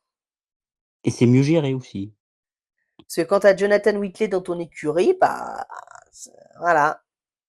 Plus, bon, c'est pas un ultra génie, mais Binotto, il est pas si un manche que ça. Quand on le met pas à la direction d'une écurie, ça marche bien. C'est vrai. Alors du coup, regardez la stratégie pneumatique, c'est ce que je vous dis. Hein. Adjar, on l'a arrêté trop tard au 13e tour, comme Tsunoda et comme Ocon finalement. Et ceux qui ont largement perdu et qui ont largement pâti de leur stratégie finalement. Et vous voyez, il Bah, y a eu disons que... qu'ils se retrouvaient dans le midfield et c'était impossible de revenir. Et au total, il y a eu 26 pit stops parce qu'il y a 6 pilotes qui ont fait 2 arrêts, un double médium. Parce qu'en plus, vous savez qu'on avait Pirelli, pour Spa-Francorchamps, avait créé un décalage sur la gamme. Le dur, c'était le C1, et médium et tendre, c'était C3 et C4. Ah oui, Alors, ils avaient sauté le C2. Ah oui. OK. exactement. Et il y a surtout il y a un point que quand même je voudrais revenir justement par rapport aux pneus Pirelli. Alors, je parle pas des wet parce que bon, les wet on les a pas exploités. Mais il y a un truc qui me fait halluciner. Mais alors, quand je vais dire halluciner, c'est pas négativement. Il avait été préconisé que Pirelli, justement, dise qu'il faut impérativement s'arrêter avec les médiums. Tu es obligé de t'arrêter encore pour faire au moins minimum 2 arrêts pour, pour justement pas trop, on va dire, en gros, abîmer les pneus. Et ce qu'a fait, par exemple, on regarde comme Oscar Piastri, Charles Leclerc, il y a qui d'autre? Tiens, Val, remets-moi s'il te plaît le tableau Les de la Attends, stratégies. stratégie, s'il te plaît. je te le Parce remets que tout de justement, suite. j'ai plus les noms en fait. Je te le remets tout de suite. Tu vas avoir un léger décalage, mais là, je te l'ai mis. Hein. Voilà, il arrive. Alors, quand on regarde, on a Piastri, Leclerc, Verstappen, Russell, Albon, Lawson, Bortoleto, Biermann, Stroll, Antonelli, Sainz, Colapinto. Franchement, ça va avoir son importance. En tout cas, moi je trouve, notamment en tout cas sur certains, en tout cas, alors je ne vais pas tous forcément les citer, mais je trouve que ça a été franchement vraiment la très très bonne idée, et j'englobe aussi Hamilton, d'avoir réussi à faire tenir ces médiums jusqu'au bout. Parce que Pirelli, c'était pas ce qui leur a. Et ça, c'est franchement impressionnant. Après, là où je suis un petit peu plus embêté, c'est par rapport à la gamme dure. Parce que Lando Norris a tenté le pari. Et attention, c'est pas critique franchement de faire ça. En se disant qu'il allait tenir, que ça allait tenir plus longtemps et en tout cas, ça allait mieux faire l'affaire que par rapport au médium. Là, j'ai envie de dire que c'est pas bon. Bah si, parce qu'il faut savoir qu'il a juste perdu 2 secondes, donc sur son temps final, regarde, si je te mets le résultat de la course, il termine à 3 secondes, il aurait dû terminer 1 seconde 4. C'est juste qu'il a peut-être pas assez attaqué sur ses pneus durs et il était une 4. Mais globalement, il faut que tu lui retranches 2 secondes globalement, parce que c'est à peu près ce qu'il a perdu en faisant 2 erreurs. Il est sorti une fois au double gauche de Poulon et une fois il est sorti trop large à l'épingle de la source. Oui, ouais, c'est vrai. Mais franchement, mais quand même incroyable. Moi, en fait, aujourd'hui, si on regarde les médiums, ils valent largement mieux que les durs. C'est un Bah, truc de fou. en fait, les Je sais pilotes pas ont ce que vous en pensez, mais si on Après, regarde, ça dépend des pistes aussi. Tu peut-être des pistes où les durs, ouais, ils sont nuls. ouais, mais regarde, regarde, si tu regardes la globalité de la saison qui vient de se dérouler, on le constate toujours que c'est les médiums qui sont au-dessus du lot. Alors que les durs, ils sont complètement à l'agonie. Je sais Mais pas moi, mais moi aujourd'hui aujourd'hui moi je me poserais clairement la question, mais en fait ils servent à quoi les durs? regarde c'est pas, je sais plus si c'est 2023 ou 2024 en Hongrie avec la Scuderia. Ouais, Dès les essais libres, ils savaient que les durs étaient nuls, nulle part, qu'ils avaient aucun rythme. Et à ouais. Leclerc, en 2023 ou 2024, on lui met des durs. Forcément, ça ruine sa course. Mais là, c'est le choix des stratèges qui est remis en question. Mais pour répondre Oui, mais à c'est ton... oui, oui, mais c'est la qualité. Oui, mais c'est en même temps, c'est la qualité des pneus. C'est-à-dire que les médiums étaient mieux adaptés au circuit de Hongrie que les durs. Ouais. Pour répondre à ta question, Valky, pas Valky, mais Linkin, il y a des circuits sur lesquels les durs sont adaptés. Mais là, il faut savoir qu'à Spa, lors de la première séance d'essai, tout le monde est sorti avec des pneus durs pour s'en débarrasser parce qu'on savait que ce serait pas le pneu qu'on mettrait en course, globalement, que ce serait le deuxième choix des écuries. Sauf que comme il y a eu la pluie entre-temps, eh ben, ça a rebattu toutes les cartes. Et comme il y avait ce décalage stratégique, finalement, enfin ce décalage de qualité pneumatique entre le dur qui était un C1 et le médium qui était un C3, et ben finalement, il faut croire que les C3, ils ont tenu pendant presque 30 tours parce que tout le monde s'est arrêté à peu près au premier quart de la course, globalement. Mmh. Donc voilà. Mais c'est une question. Alors que Bah, tiens, normalement, justement, eh, on va poser la question à Rome. Justement, alors moi ma question que je vais te poser, heu, sur sur la globalité de la saison qui vient de se dérouler. La demi-saison, ouais. Ouais, voilà, sur cette demi-saison-là. Tu penses quoi justement de cette gamme Pirelli qui a un peu tendance à poser des soucis? Ce que j'en pense, ben, le contrat Pirelli, il est jusque quand? c'est Heu, pas, Ça c'est commence pas, à c'est, faire long, quoi. c'est pas bah, ça 2027 fait ou 28. Il n'y aurait pas des fois. Plus ils ont renouvelé en plus, hein, Pirelli. Mais il reste encore quelques saisons, ouais, au moins 2-3 Au moins, minimum. au moins J'es 3, 26, 27 et 28. Honnêtement, j'espère que ils vont baisser un peu la durabilité des médiums. Autrement, la F1 doit s'activer à chercher un autre manufacture, rayer le pneu.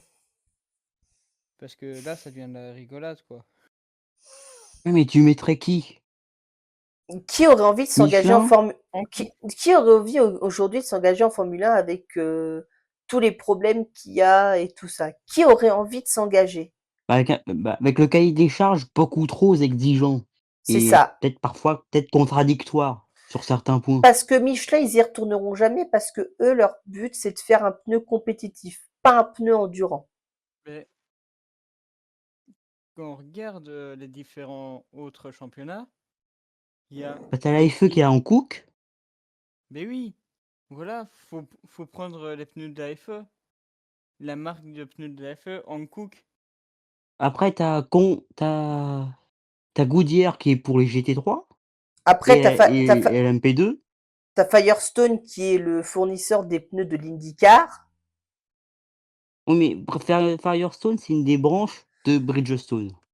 C'est ça, donc tu as Bridgestone, tu as Goodyear. Il faut en avoir des nouveaux, bref. Moi, je Oui, mais dirais. après, Moi, faut, j'en vois deux.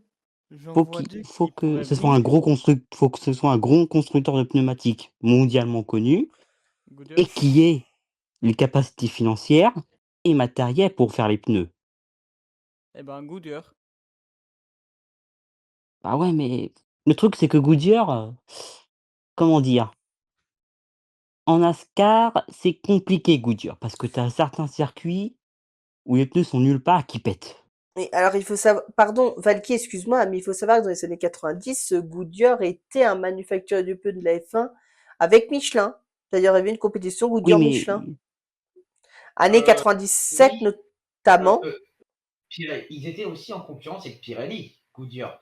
Et ils avaient mis une sacrée raclée au oui, mais peut-être manufacturier qu'aujourd'hui, ils ont italien. plus les capacités, ils ont plus le personnel pour spécialiser F1. Ou alors, si on prend pas Goodyear, il y a Hankook, vu que Hankook fait le WRC, la Formule I, Après d'autres après en championnats. après le truc, c'est qu'avec la F1, en Cook, ils ont un pneu multi-surface. À la fois Kifne, surface, ils ont un semi-slick en fait. Ils ont un à la Bah, fois c'était des pneus rainurés, tout simplement. C'est des pneus rainurés, hein, voilà, tu peux c'est des appeler pneus ça rainurés, mais qui font mais suffisamment compétitifs pour du plat, pour la piste sèche, pour du plat. mais Voilà, suffisamment bons pour de la piste mouillée. Ce c'est qui fait ça. qu'ils n'ont pas à changer de pneus en FE. C'est ça. Voilà. Et que ça pourrait plus exister, entre guillemets, le pneu rainuré, ça pourrait plus exister en Formule 1. C'est plus la norme Parce qu'on aujourd'hui. bah, surtout qu'on perdrait de compétitivité par rapport, au Pirelli actuel même. Exactement, c'est ça. Mais bon, on aura tout le temps d'en parler. Vous voudriez, qui vous a le plus impressionné dans ce Grand Prix de Belgique si on regarde les résultats, bah, les Kicks marquent encore des points grâce à Gabriel Bortoleto. Williams marque encore des gros points grâce à Albon. Liam Lawson ramène les 4 points de Racing Bulls là. Déception pour les As qui ramènent pas de points. Bon, les Aston étaient nulle part. Kimi Antonelli, bah, c'est toujours une grande crise de confiance de résultat pour lui. C'est dur, là, il rentre dans le dur, le petit. Bah après, moi je dirais Bierman parce qu'il était quand même relativement proche de marquer des points. Mais il était à 4 dixièmes de marquer des points, globalement. Et Hülkenberg n'était qu'à 9 Après, dixièmes j'aimerais de lancer marquer. un autre débat. Oui, vas-y, Valky, je t'en prie. Bah, il peut potentiellement être évoqué lors du débrief mi-saison, mais le bilan le entre guillemets «semi-bilan Colapinto». Bah, c'est pas satisfaisant. C'est satisfaisant pour personne, ni pour Colapinto lui-même, ni pour Briatore, ni pour personne, hein. Parce que certes, il avait fait ses premiers grands prix chez Williams, il était surprenant. Mais il s'est beaucoup effondré sur la fin de saison, au point que, honnêtement, pour moi, il n'allait nulle part, pour moi. Il avait grillé ses chances. Et là, tu Alpine qui le recrute. D'accord. Dites plus dites tout de suite que vous voulez virer Douane, hein, ce sera plus rapide. Douane est écarté, bon, il reste dans l'équipe, il revient pilote de réserve et tout ça, mais donc on a forcé Colapinto à revenir. Pour tout ça pourquoi? Pour rouler pour une voiture nulle, bon ça aide pas aux performances, mais quand même, et en plus pour faire pire que Douane, ni je trouve. 0 point. 0 point de marqué, je crois, sur. Bah, Douane faisait aussi 0 point, mais je trouve que j'ai pas les stats sur moi, Moi non mais plus. je trouve que le bilan de Douane, il est meilleur que Colapinto, en termes de position. Bah oui, mais qu'est-ce que vous voulez? j'ai jamais compris pourquoi on a remplacé, comment il s'appelle, Jack Doohan par Franco Colapinto et je comprendrai jamais, en fait. Mais ça, on en peut Parce en que reparler Cola- au La débrief de petite mi-saison, folie, mais de Briator, hein. Non, vas-y, mais Ron. parce que Colapinto est managé par Briator. Mmh. Bah oui, mais bon, est-ce que tu sois managé ou pas, si tu pas qualitatif et pas prêt pour monter dans la F1, tu pas prêt pour monter pour la F1, quoi. Management ou pas. Regarde Stroll. Oui, bon, Stroll, c'est un cas à part parce que c'est le fils du patron, mais là, on pas c'est à ce que je sache, Colapinto n'est pas le fils de Briatore. Non. Donc voilà, c'est Heureusement. Enfin, sinon, je savais pas que Briatore avait des c'est racines ton pilote, argentines, hein. que que que tu manages tel pilote, OK, mais que tu le prépares bien. C'est vrai. Tu le mets pas d'un coup dans le grand bain alors que, tout ça. C'est vrai. Et toi, Linkin, pardon, sur le cas Colapinto, et si on le redéveloppera au hors-série? Si tu veux que je te dise, je vais le résumer assez simple, ce genre de situation, parce que au point que sinon on s'éterniserait. Le cas de Colapinto, c'est exactement le même type de cas qu'on a vu chez Red Bull entre Lawson, Ricciardo, etc. C'est le même type de choses. Alors, je ne dis pas que sur le paramètre alpine, tout est dévoué à Gasly, bien sûr que non, parce que là, c'est pas pareil. Parce que sinon, Gasly ferait quasiment autant de pertes que peut le faire Verstappen avec la Red Bull. Mais là, Mais c'est le seul sauveur de l'écurie. ben, voilà, il tient l'écurie à bout de bras, Gasly. Donc moi, je suis désolé, mais Et si moi, Gasly se barre, sur qui va reposer l'équilibre Alpine? Sur qui? Ben, on oh, bah appelle là, il y Bottas de a, chez Mercedes et puis on le met dans l'Alpine puisqu'il y aura le moteur Mercedes l'année prochaine. Même Val, ça va se Val, Val, casser. Val, Val, Val, tu oublies un paramètre. Ah, Pérez? vous oubliez Cadillac, c'est Non, ça? J'oublie Cadillac. eh oui, eh oui, et oui, parce qu'en ce moment, d'après les rumeurs, le line-up, ce serait Pérez, Bottas. Oh la vache, là, Aïe, aïe, aïe. le retour des revenants. C'est pas sincèrement, c'est pas un line-up bandeur, si je puis dire ce Eh, mot. retour vers le futur. Même retour vers le futur nous aurait produit une meilleure affiche. Mais bon, c'est encore autre chose. Pour moi, c'est le line-up des papys, quoi. Sérieusement. Ils auraient mis au moins un jeune. Mais vous savez que Mick Ouais, Schumacher a eu des contacts euh, avec Cadillac, hein? Oui, apparemment, oui, il y a eu des contacts, ça aurait discuté, oui, il est disponible. Alors tenez, je vous montre une autre image, excusez-moi. C'est, on parlait de Lewis Hamilton tout à l'heure, je vous l'ai pas dit, mais il avait été élu pilote du jour, Lewis Hamilton. Voilà, Amplement mérité. ouais, je suis d'accord avec Rom. c'est vrai. Et Voilà. La remontée qu'il a faite, c'est. il a fait une belle remontée, mais ça vaut pas pilote du jour, quoi. Comment Ah, tu ça? rigoles? Mais, Tu rigoles là. il Tu est fou? rigoles? Mais Oh, il est Moi, mais je fou? ah, moi, Ron, personnellement, j'aurais Att- plus mis attendez, Leclerc? Ah, non, parce attends. qu'au moins il fait podium. oui, mais Valky, Valky, Et pourtant je dis ça en tant que fan d'Hamilton et tout ça, mais non, mais Valky, tu réalises un peu ce que tu dis là très clairement? Tu réalises ou pas? Non, mais ça, sans déconner. Excuse-moi, mais Leclerc, il a beau faire troisième, il se fait distancer à mort par les McLaren, qui bon, alors ok, elles sont sur une autre planète. Le seul pilote avec qui il se contient, c'est Verstappen. Mais c'est tout. après je peux Leclerc, comprendre pourquoi et puis il est les dans gens une l'ont voté. Leclerc, il est dans une course anonyme. Tu regardes Hamilton, il part quasiment, je crois qu'il est 16 ou 18e. il est 16e, Il, 16e sur la grille de il départ. est, il est 16e. Attends, comment il remonte? Il est propre et tout. On voit qu'on retrouve le Hamilton qui savait gérer les remontées quand il était en pleine domination. Mais Alors, voilà, par contre, excusez-moi, mais c'est simple.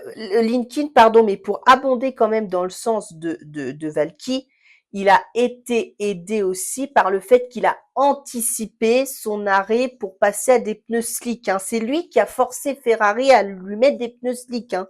Je le rappelle. S'il n'avait pas fait ça, pas sûr qu'il termine aussi haut à la fin. Donc d'un côté, je peux comprendre Je peux comprendre pourquoi il a été voté pilote du jour, parce qu'il a fait une belle remontée, mais de l'autre, j'aurais plus mis Piastri ou Leclerc.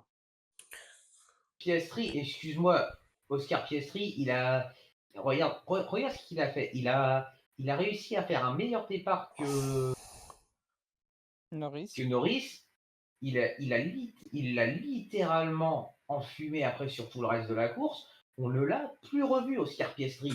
Donc, Oui, mais c'est celui qui a été le plus dominateur. Donc c'est Ouais, mais mais c'est attention, c'est pas celui qui est forcément le plus dominateur, que forcément c'est celui qui doit être élu pilote du jour. Non, Voilà. non, c'est oui, pas du tout je comme dis ça pas que ça forcément marche. que ça doit être à chaque GP, mais disons que je trouve personnellement que là, il a été plus dominateur que sur d'autres grands prix. Mmh. C'est vrai, c'est vrai. Ouais. Après, le truc, c'est que le truc de ce pilote du jour, c'est toujours qui est le plus populaire. Bah, c'est ça le problème, hein. C'est Pas comme, toujours. c'était comme le fameux fan boost en formule électrique, c'était le même problème. C'est d'ailleurs pour ça qu'il a été retiré, parce que Oui, c'était toujours heureusement. ceux qui étaient les mieux cotés du public qui avaient droit à un fan boost. Donc c'était pas drôle à la fin. Ils l'ont C'était remplacé toujours les mêmes. et maintenant ils l'ont remplacé par le pit boost. C'est pas pareil. Sur certaines manches. Oui, tu peux t'arrêter au stand et tu as un petit boost de performance. Ouais, Allez, sur certains petit double rechargement de headers. batterie, comme ça. Ouais, on te redonne 10% de ce que tu as dépensé. En gros, le pit boost, Sur hein. les Gen 1, où tu changeais de bagnole, parce que les batteries étaient pas encore C'est optimales, parce que ça. c'était les premières saisons et c'était un Gen 1. Là, tu peux faire un pit. Avec une petite recharge de batterie. Certes, tu perds du temps, mais tu peux recharger ta batterie pour mieux accélérer, mieux finir ta course. C'est génial. D'ailleurs, c'était la dernière manche à Londres ce week-end. On en reparlera plus tard. C'était, oui. C'était. Mmh. Oui, c'est vrai. Bon, sinon, au-delà de ça, je vois pas ce qu'on peut dire de ce Grand Prix de Belgique parce qu'il a été. Enfin, c'est pas qu'il était d'un chiant, mais c'est le fait d'abord qu'il ait commencé 1h20 avec 1h20 de retard, ça nous a privé d'une course complètement sous la pluie. Et donc, du coup, peut-être d'un côté spectaculaire. Il m'a manqué un côté spectaculaire finalement. Et On c'était n'a plan. pas eu la course folle, mais j'ai trouvé la course sympathique quand même. Bon, Parce alors, que le circuit de Spa, il aide et que, niveau stratégie, c'était intéressant quand même. ouais. Du coup, vous lui mettriez quelle note à ce Grand Prix si vous deviez lui mettre une note Rome, ta note du Grand Prix? Objectivement, Oui, 12. 12, ok. 12. Ok. Valky, 13. d'accord, donc ça fait 12,5. Linkin, Eh ben, 12,5. bah ça fait 12,5 de moyenne. Et donc, bah moi, je vais mettre 12,5 aussi, ça fait 12,5. Et vous savez qu'on est très généreux avec ce Grand Prix de Belgique. Les téléspectateurs de Canal+ ont noté 10,1. C'était la pire note de tous les Grands Prix de, depuis le début de la saison. Bah écoute. Quand tu dis que ça, c'est la pire course, alors qu'on a mis Miami, Oui, mais pardon, ouais, je parle en termes de notation chiffrée, hein. Je parle pas, oui, voilà, hein. oui, je parle d'un autre canal, mais quand tu vois Miami, comment c'était pas ouf, ou même la Chine, comment c'était pas ouf, tu dis que ça, c'est la pire course, faut doser un petit peu. C'est vrai. Alors, on regarde, messieurs, quand même le classement alors de la course, hein, je vous le rappelle. Donc, Piastri qui l'a emporté devant Norris, devant Leclerc. Verstappen termine 4 devant Russell, qui a sauvé un peu la maison Mercedes ce week-end. Albon termine 6 devant Hamilton, Lawson, Bortoleto et Gasly. Bierman est à la porte des points. Hülkenberg deuxième devant Tsunoda. Bon, c'est qu'une 13e place, mais bon, c'est peut-être déjà plus satisfaisant de terminer 13e à 3 secondes des points que, voilà.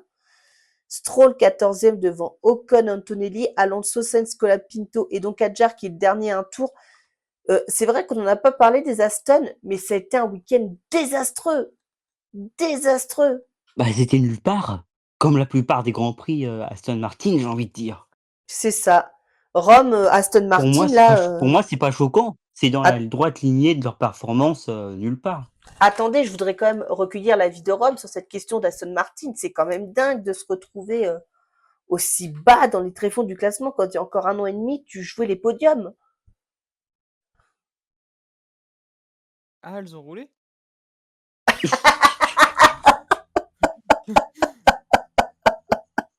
Non, apparemment, elles ont juste fait la parade et hop, elles ont DNF. Ah, je Non, mais l'adore. ça m'a surpris parce que non, mais j'ai juste pas vu de conneries de Stroll, donc je me demandais où elles étaient. C'est vrai. C'est vrai. Bah, elles sont Linkin, invisibles, en fait. attendez, Linkin, Aston Martin, quand même, c'était un drôle de week-end. Nulle part. Bon, Nulle bah voilà. part. On se demande comment ça conduisait, à mon avis.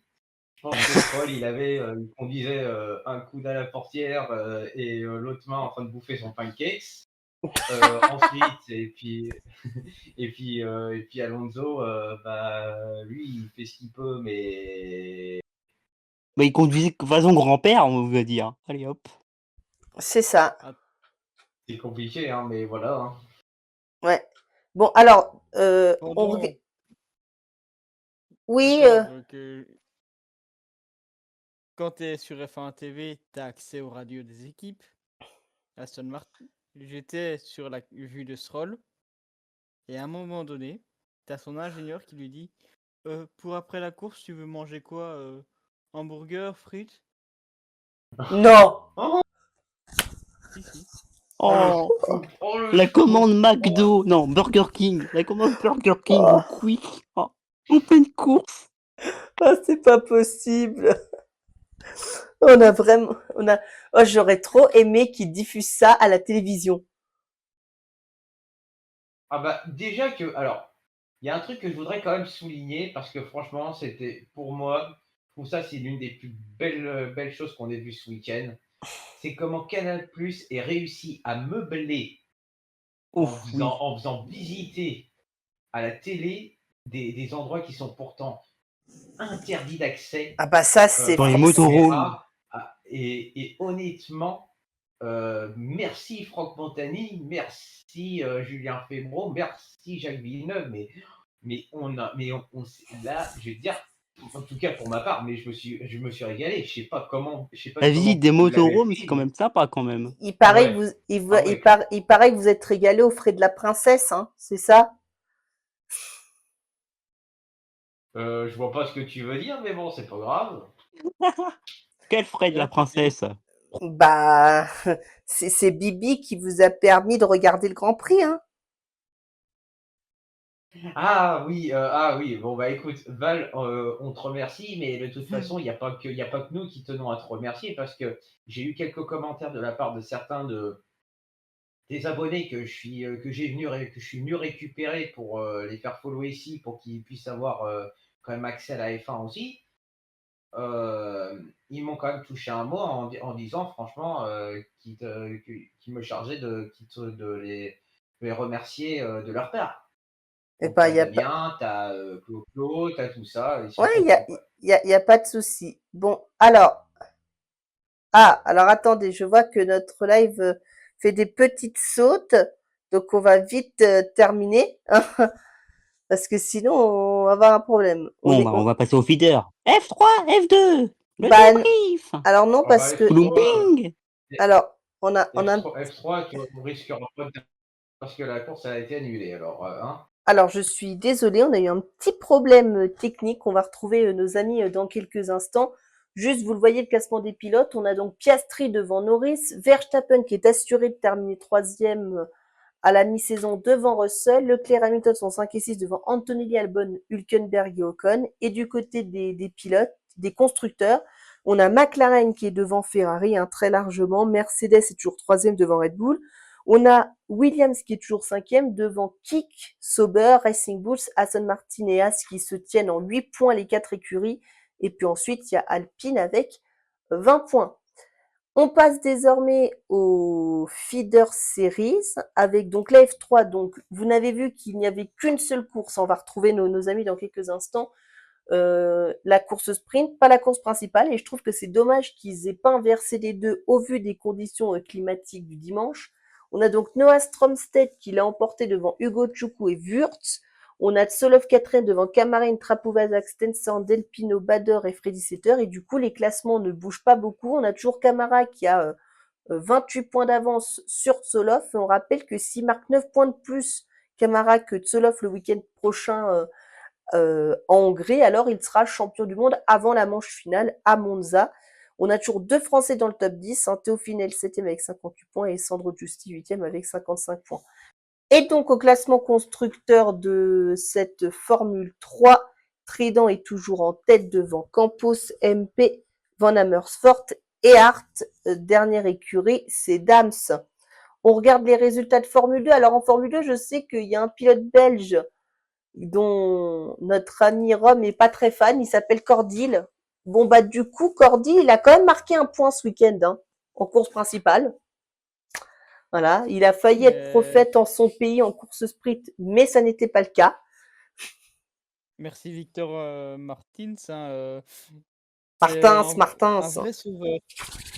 Martins, c'est un vrai Martins. sauveur. Ah, il aime pas prononcer son nom. Bon. Et du coup, dans la course, Victor Martins porte des Doc Martins, voilà. c'est ça. Et dans la course principale, juste pour terminer assez vite, parce que voilà, dans la course principale de Formule 2, du coup, c'est Stanley qui était déclaré vainqueur puisque Browning a été disqualifié et Dunn a pris 10 secondes de pénalité, qui l'ont fait reculer au 9e rang. Et Mais- donc Miata pour la 2e place et Browning 3e. Et Browning a été disqualifié. Non, c'est pas Browning, non. Il y en a un qui a été disqualifié pour pression de pneus. Je sais plus lequel c'était. C'est Browning? Attends. C'est pas grave, mais regardez le classement des pilotes. Donc, Fornaroli est toujours en tête devant Verschoor et Crawford, hein, mais ça joue pour 9 points entre les 3 premiers, 11 points là et 12 points entre les 5 premiers. Et du côté du classement des équipes, c'est Invicta qui est devant Campos. Van Amersfoort et Trident ferment la marche. Voilà. C'est bon pour tout le monde? Ouais. C'est bon. Eh ben écoutez, on va être enfin arrivé à la fin de ce live de l'enfer, j'ai envie de dire. Il y en a un, il s'appelle Bibi. Il y en a un, il s'appelle Bibi, il va avoir du montage à faire. C'est pas très grave, ça va aller assez vite, c'est juste coller 2 parties. Donc c'est bon. Ah bah voilà. Hein. C'est Dune qui a été disqualifié. Non, Dune a été pénalisé de 10 secondes. Lindblad alors. Donc c'est il y a- Lindblad qui a été disqualifié. Voilà, qu'on retrouve le bon nom. Bon bah voilà, écoutez, c'était un beau week-end de F1. Il faut encore remettre ça le week-end prochain en Hongrie. Vous êtes prêts ou pas, messieurs, pour la Hongrie? Oui. Ouais. Oui. Ouais. Bon, bah tout le monde est prêt. Eh bien, écoutez, je vous remercie d'avoir été avec moi jusqu'à tard ce soir. Merci, Ron, d'avoir été avec nous. Avec plaisir. Merci Et à vous de m'avoir accepté. Hein. mais de rien, hein, Fallait bien une écoutez, cochon belge une fois pour la Belgique. Et... moi je veux vous dire, on a accepté un compatriote belge une fois. Et merci Ouais, Linkin alors là, aussi. Ah bah au plaisir. Hein, C'est ça. Et puis merci aussi à Valky. Et pour terminer, une petite histoire belge, hein, De rien. histoire de faire honneur à notre ami Rome. Est-ce que vous savez pourquoi, quand il y a un contrôle de police, il faut toujours enlever ses lunettes? C'est Pour une avoir blague 2 belge, verres en hein. moins. Bah voilà, il a trouvé Rome, bravo. Parce que ça fait 2 verres en Mais- moins, exactement. Donc évidemment, l'alcool, c'est avec modération. Point.